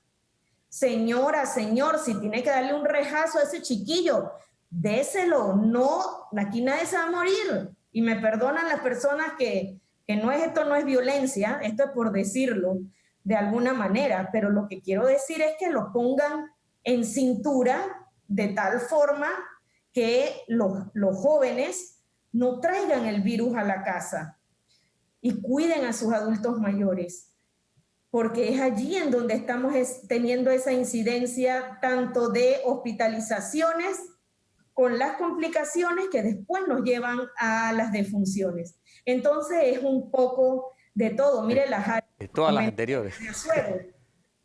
A ver. Complicada la cosa, doctora. Bien. Sí, bastante. Sí, la otra rapidito es, al ritmo que llevamos en una semana, podríamos esperar entonces que en 2 semanas continuas, con la cantidad de casos que se están dando, estaríamos muy posiblemente esperando unos 10.000 contagios. Sobre estos 10.000 contagios, a 2% de letalidad, estaríamos totalizando posiblemente hasta 700 personas fallecidas por COVID al término de 2 semanas con el ritmo que vamos ahora. Sí, es posible. No podemos llamarnos a engaño. Y realmente por eso es que es tan necesario que retomemos todo Panamá.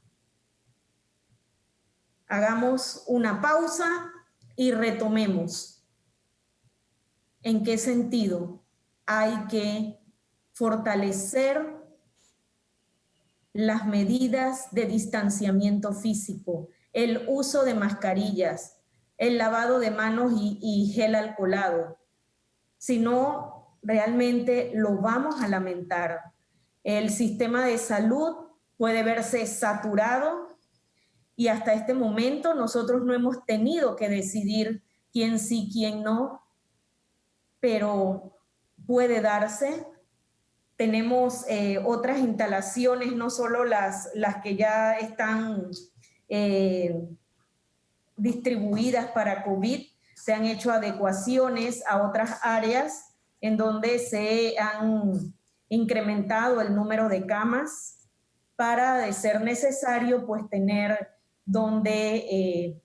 cómo afrontar las hospitalizaciones de las personas. Doctora. Sin embargo, el personal también se cansa y necesita pues ese aire que es tan necesario, y por lo que le pedimos a la población un poco de conciencia ciudadana. Sí, se acabó el tiempo, doctora, pero una última pregunta. El bloque 3 está retrasado producto de la situación. ¿Cómo vamos a hacer con este bloque? Y segundo, el tema de si se pudieran tomar medidas más severas a raíz de lo que estamos viviendo en este momento, que, insisto, los números me indican, yo no soy médico, ni epidemiólogo, ni especialista en estadística, pero a simple vista se ve que los números me están diciendo que la situación se está complicando. ¿Qué dice usted brevemente, doctora?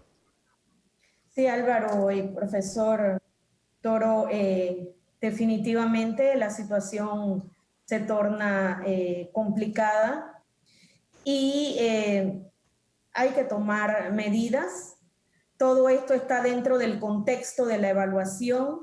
El bloque 3 no va por lo pronto a ser reabierto. Se pueden ver algunas actividades que se están evaluando, pero incluso tenemos que tener en cuenta que quizás en algún momento pudiésemos retroceder y tomar acciones mucho más estrictas. Quiero agregar, Álvaro y profesor Toro y toda la población, que aparte del grupo de asesores nacional, nosotros estamos también teniendo asesoría del grupo técnico y médico de Singapur, y vamos a estar próximamente reuniéndonos con ellos para ver las lecciones aprendidas que ellos nos pueden ofrecer, y estarán también evaluando y proporcionándonos nuevos intereses para la ayuda del COVID aquí en Panamá. Doctora, muchas gracias por compartir con nosotros. Le deseamos suerte y sigan adelante. Cuídese, por favor. Gracias, Álvaro. Se le agradece. Gracias. Bien, tenemos que hacer una pausa. Regresamos.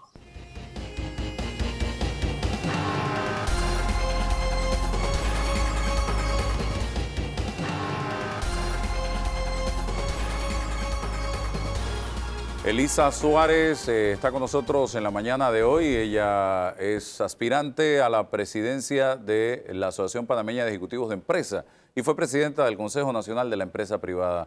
Elisa, ¿cuál es la visión que ustedes tienen de la situación que estamos viviendo en este momento? Yo le planteaba a los invitados anteriores que estamos en una etapa de la pandemia comparada con un barco en alta mar, con fuertes vientos, fuertes lluvias y sin observar todavía un tierra firme cerca. ¿Qué piensan ustedes de la situación? Bueno, definitivamente nosotros estamos muy pendientes de la situación día a día, estamos sesionando permanentemente porque definitivamente la situación es complicada, Álvaro. Decir que no lo es, pues sería ponernos un antifaz sobre los ojos.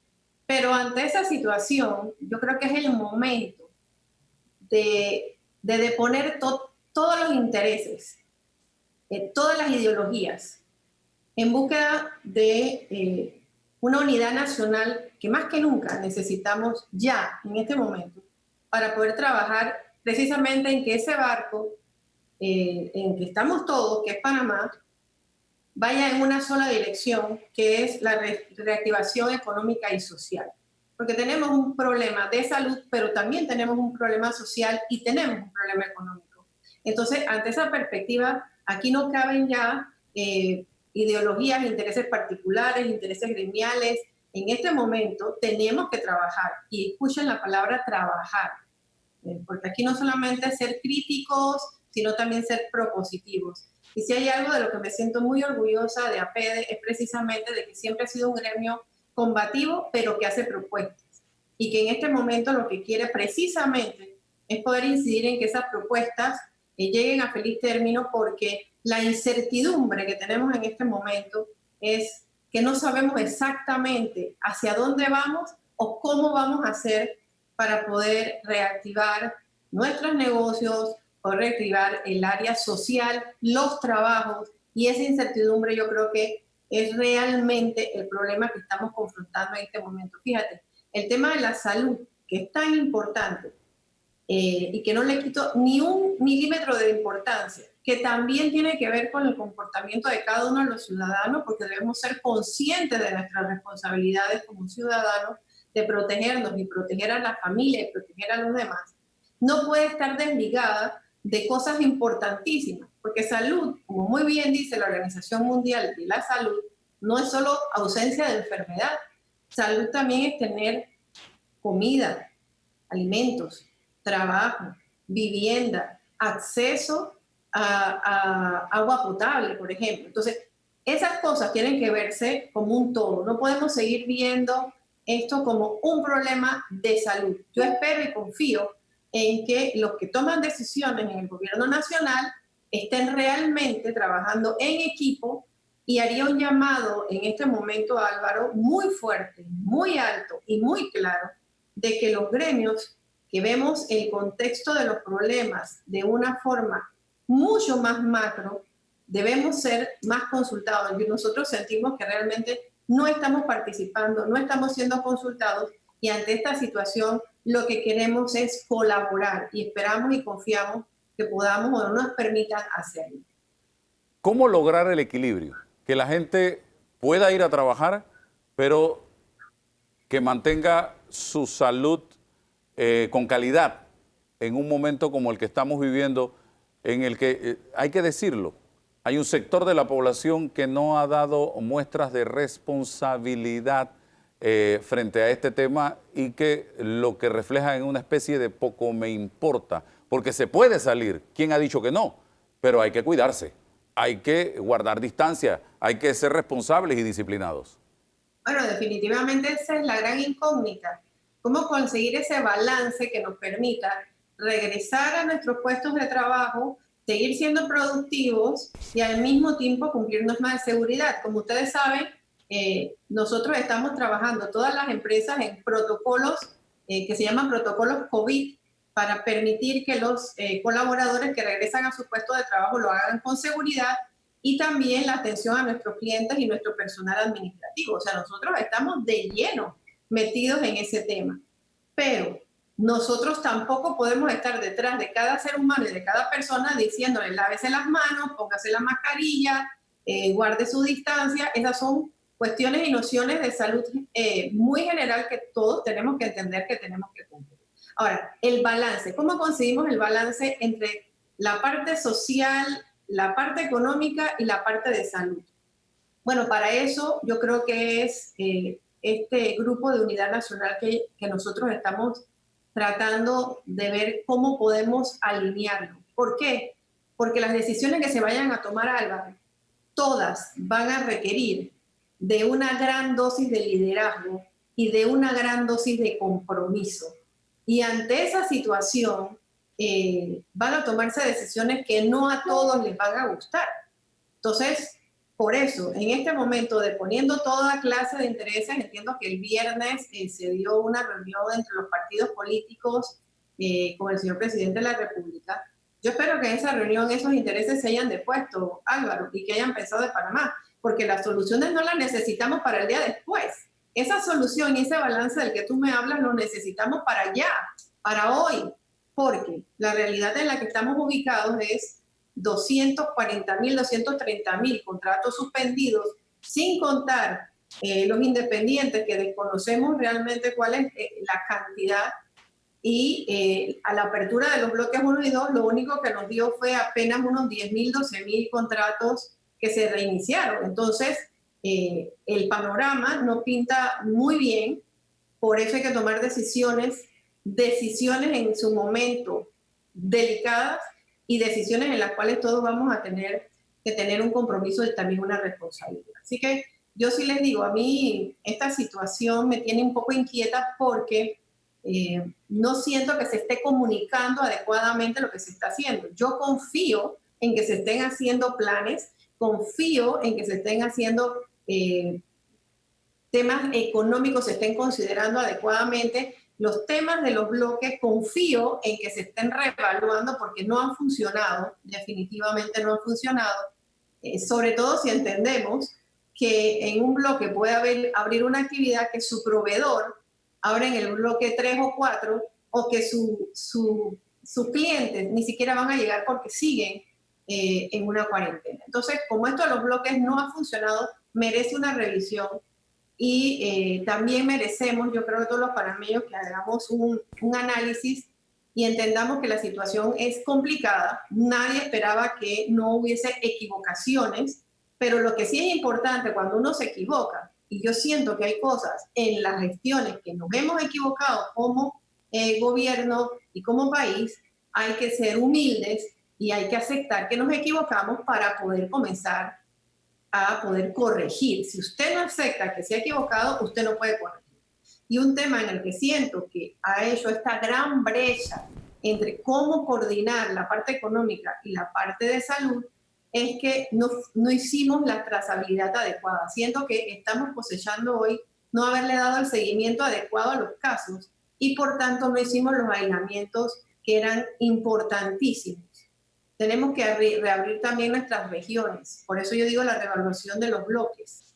A ver, tenemos regiones que tienen prácticamente ya ningún contagio, ya no tienen, gracias a Dios, ningún muerto dentro del área, son áreas productivas. ¿Por qué no las podemos reabrir? ¿Por qué tenemos que someterlas al mismo control que tiene Panamá y Panamá Oeste cuando son áreas productivas? Yo no lo puedo entender. Yo realmente tampoco entiendo en el tema de los bloques, como usted me dice, que usted puede reabrir la construcción pública, pero no puede reabrir la construcción privada. O sea, es construcción. Entonces, esas cosas hay que reevaluarlas, son equivocaciones que se han cometido y creo que hay que tener la humildad y la hidalguía para aceptarlo y hacer las correcciones necesarias. Danilo Toro, con la última pregunta. Sí, licenciada, buenos días. Licenciada, Buenos días. me llama la atención que siendo un gremio beligerante, que tiene mucha vocería, usted señale de arranque que señale que no ha sido, que siente que sectores como el que usted quiere representar no ha sido lo suficientemente consultado, citándola textualmente. Ahora, si usted fuera presidenta de APEDE y tuviera que dirigir uno de esos eventos en los que APEDE adquiere su máximo nivel de vocería, que es los CADE, ¿qué tema, a qué asunto le pondría usted su mira, su atención para convocar y para trabajar conjuntamente con otros sectores, ya sea el gubernamental, el de los trabajadores, los otros sectores de la ciudadanía? Bueno, en este momento se están desarrollando ya los CADES regionales. Y el tema de estos CADES, Danilo, y el CADE nacional, es precisamente Panamá en la encrucijada. Entonces, es una llamada alta y clara, ya en este momento efectiva, de hacia dónde va este país y cómo vamos a hacer las cosas. Y si yo tuviese que enfocar el CADE el próximo año, muy posiblemente lo estaría enfocando con mucha fuerza al tema de la reactivación, porque la reactivación no se va a dar, ni económica ni social, se va a dar hoy, ni se va a dar dentro de 3 meses. Este es un proceso, y en ese proceso tenemos que poner a los mejores hombres y mujeres de este país a pensar y a reestructurar el país. Y si algo tiene APEDE, y yo creo que eso sí tengo que hacer mucha relevancia, es que APEDE, como ejecutivos de empresa, tenemos esas mentes brillantes que colaboran en esas visiones que nosotros tenemos que tener para hacer las cosas bien. Y tenemos que dar un salto cuántico.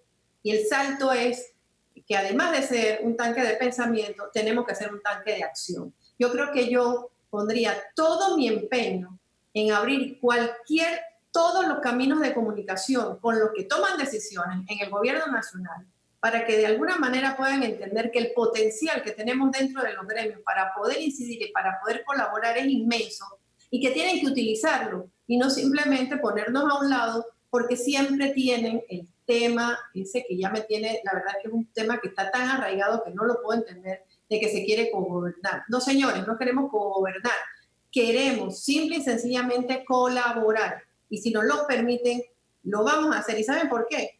Porque en el país que vivimos es el único que tenemos ahora mismo, es Panamá, no hay otro. Y si la situación se sigue complicando, lo único que se va a complicar es la vida para todos los ciudadanos de este país. Entonces, esa sería mi visión de cómo enfocarme. Incidir, trabajar, porque al final rendirse no es una opción. Muchas gracias a Elisa Suárez, aspirante a ocupar el cargo de presidenta de la Asociación Panameña de Ejecutivos de Empresa, en elecciones que se van a llevar a cabo esta semana, amigos televidentes. Así que vamos a continuar acá, Danilo, porque también tenemos la participación del otro aspirante. En esta ocasión se trata de Carlos Ernesto González de la Lastra, con quien también vamos a tener la oportunidad de conversar con los mismos planteamientos. El primero, la visión de usted, señor Carlos Ernesto, de la situación que se está viviendo en este momento en el país, cuando pareciera que estamos con un barco en alta mar en este preciso momento. Le decía yo a la señora Elisa, con fuertes vientos, ráfagas, lluvias y sin observar a corto o mediana plazo tierra firme. ¿Cuál es la visión suya? Bueno, como buen capitán de navío, obviamente aspiro a la presidencia de APEDE porque somos un centro de pensamiento, ¿no? Y de discusión de los temas nacionales. Lo cierto es que, como decía, que estamos en una tempestad que pareciera que no termina. El caso de esta crisis, que es una crisis sanitaria y económica, he estudiado todas las crisis en los últimos 2 siglos y nunca ha sucedido en una crisis económica que se paraliza toda la actividad económica y las familias se confinan, ¿no? Esta situación obviamente que tiene un impacto tremendamente negativo y una de las cosas que nosotros hemos estado estudiando y viendo es lo que acabas de mencionar. No tenemos, como que no se encuentra el norte, ¿no? La estrella que guía a los navegantes no se encuentra porque no conocemos, ¿no? Ningún plan que el gobierno tenga para reactivar nuevamente la economía. Hasta ahora mismo lo que estamos haciendo es creando una serie de ayudas económicas, sobre todo a las familias más necesitadas. Pero los mismos bloques que se están realizando, ya hay cierto escepticismo. Por lo menos yo he hablado con muchos socios de APD que tienen empresas que están siendo afectados muchísimo con esta paralización económica, y empresas pequeñas y medianas que después de mucho esfuerzo para tenerlas, están poniendo en duda que puedan sobrevivir y reactivarse posteriormente. Entonces, para nosotros, como presidente de APD, lo primero que voy a solicitar es un diálogo nacional, amplio diálogo nacional para discutir y decidir un plan de corto, mediano y largo plazo, porque el país siempre vive en cortoplacismo, ¿no? Y eso obviamente que no nos permite desarrollar una economía fuerte. Lo otro que obviamente es tremendamente importante, contamos con una propuesta trabajada ya, que es la Visión 2050. Obviamente que habría que hacerle las modificaciones de esta crisis, pero es un plan trabajado por muchísimos años, con asesores extranjeros, con mesas de trabajo, y además con la incorporación del resto del país a ese plan, porque parte del problema que nosotros tenemos en Panamá es que el 85% del PIB está concentrado en el área interoceánica y el 15% está para 10 provincias y 5 comarcas indígenas. Entonces, ahí es donde viene el problema de la gran diferencia social que hay y los problemas que hay alrededor de la pobreza y de la extrema pobreza, que no se compagina con un país con los ingresos y la riqueza que tenemos. Don Carlos Ernesto, ¿cómo lograr el equilibrio? Salir a trabajar, activar los bloques, pero al mismo tiempo cuidar y mantener la salud de esa masa de trabajadores que tendrían que movilizarse hacia sus puntos de trabajo, y considerando que hasta el momento hay un sector de la población, y eso lo tenemos que reconocer, que ha demostrado falta de disciplina y de responsabilidad, y por eso hemos visto cómo está la situación hoy día. Bueno, nosotros generalmente tenemos la tendencia a flagelarnos, ¿no? Pero yo he leído lo que está sucediendo alrededor del mundo y también han existido grupos que de repente rompen las instrucciones del distanciamiento social. En los Estados Unidos han salido manifestantes y todo en contra de los bloques, y eso sucede porque cuando la sociedad está a punto de explotar, ¿no?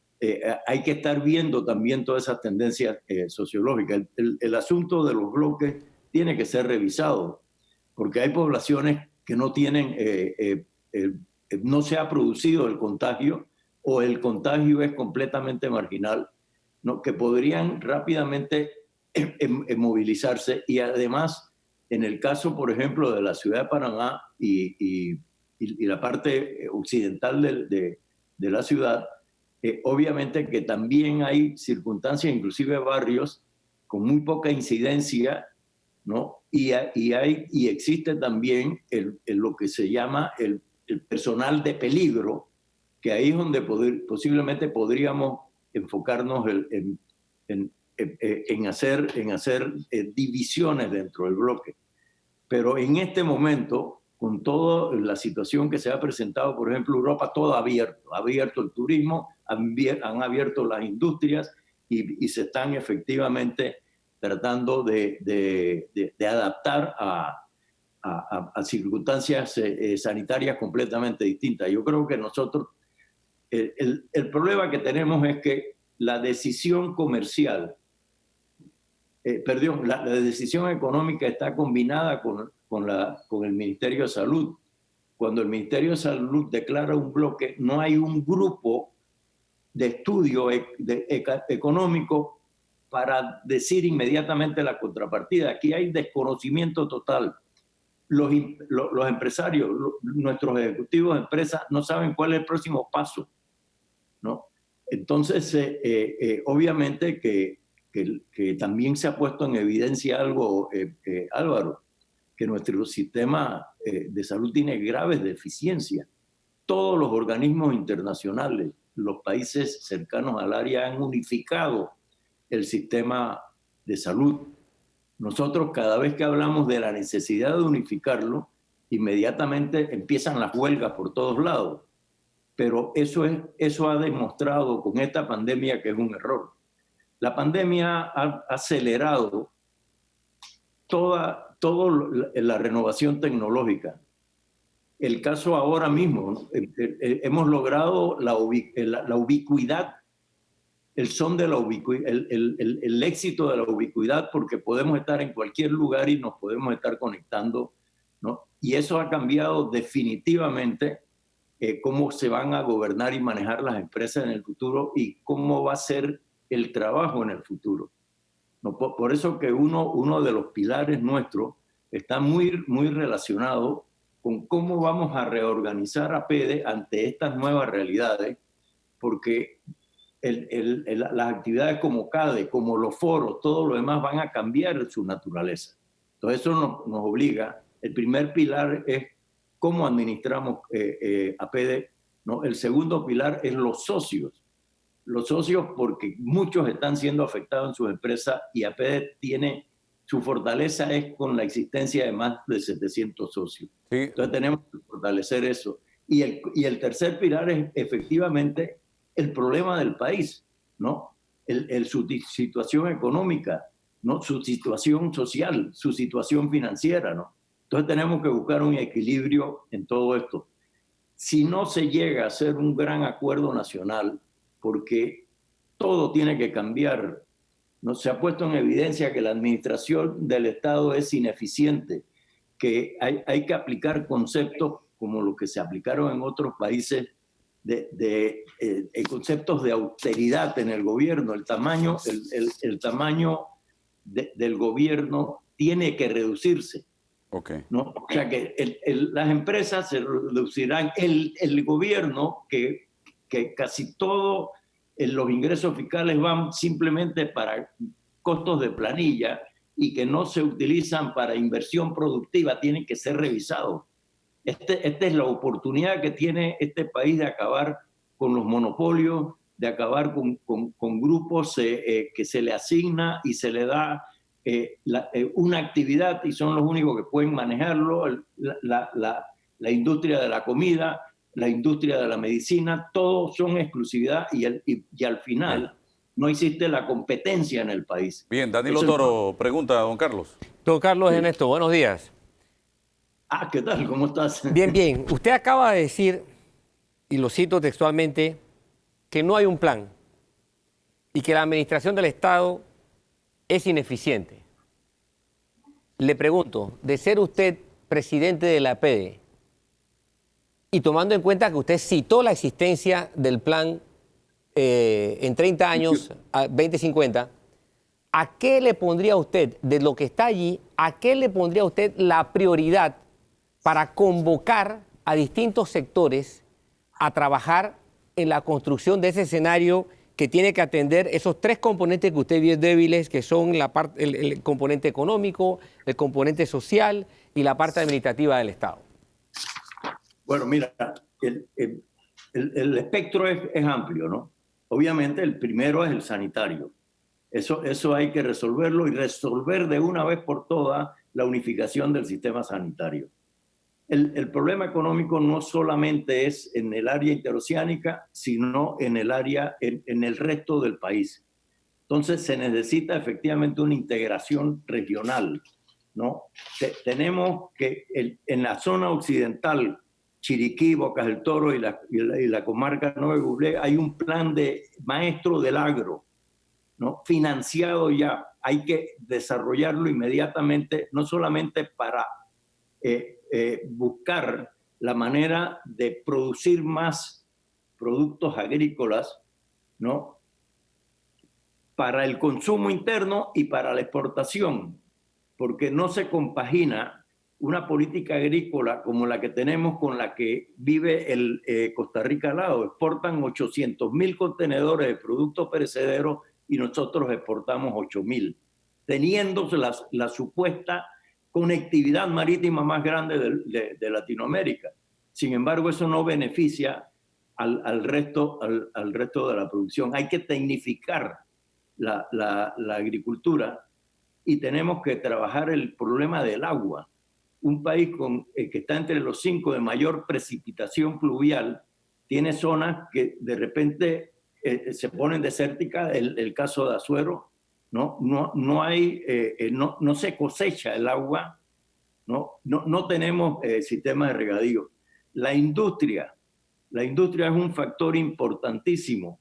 La industria, como la agricultura, perdieron presencia en la constitución del Producto Interno Bruto. La industria crea gran mano de obra como la crea la agricultura. Entonces hay que enfocarnos en el sector productivo y la industria tiene que hacerse competitiva, no con reglas de protección, sino con reglas de ver efectivamente la posibilidad de entrar al mercado internacional. Pero nosotros, por eso digo que hay que reformar el Estado. ¿Quiénes son los embajadores de Panamá? Son el resultado de un proceso político. No hay una escuela diplomática que haga y que forme realmente un cuerpo diplomático que se encargue de la promoción de Panamá. Yo he estado en el cuerpo diplomático y sé que ahí no hay ninguna instrucción de que busque usted mercado, busque que el turismo se desarrolle, ¿no? Entonces lo otro, nada, eso hay que cambiarlo. ¿Cómo no? Los mismos cónsules son como una especie de patente de corso y no hacen nada en la marina mercante porque todo se ha automatizado ahora mismo. Entonces, 300.000 empleados públicos que lo único que hacen es dificultarle la vida al ciudadano. Tramitar algo con el gobierno es realmente peor que una película de horror. ¿Cómo no? O sea, entonces, tenemos que cambiar muchas cosas y esos son los planes que hemos estado discutiendo en nuestra junta directiva, que aspiramos que sea electa conmigo, porque es la oportunidad que tiene el país para crear efectivamente cambios que nos han atrasado el desarrollo económico, el desarrollo social, que ha creado bolsones de pobreza. Okay. La conectividad en este país terrestre, solamente la vía panamericana, y que el 50% está colapsada. Si no hay conectividad terrestre y marítima con 2 litorales, 3.000 kilómetros, 3.000 kilómetros de costa y no lo utilizamos. Gracias, don Carlos, por compartir con nosotros en la mañana de hoy, aquí en la edición dominical de Debate Abierto. Gracias a todos por la sintonía en el día de hoy a través de radio y televisión. Danilo, gracias, y a todos nuestros panelistas. Feliz Día del Padre nuevamente. Mi respeto a todos y cada uno de los buenos padres del país. Hasta el próximo domingo.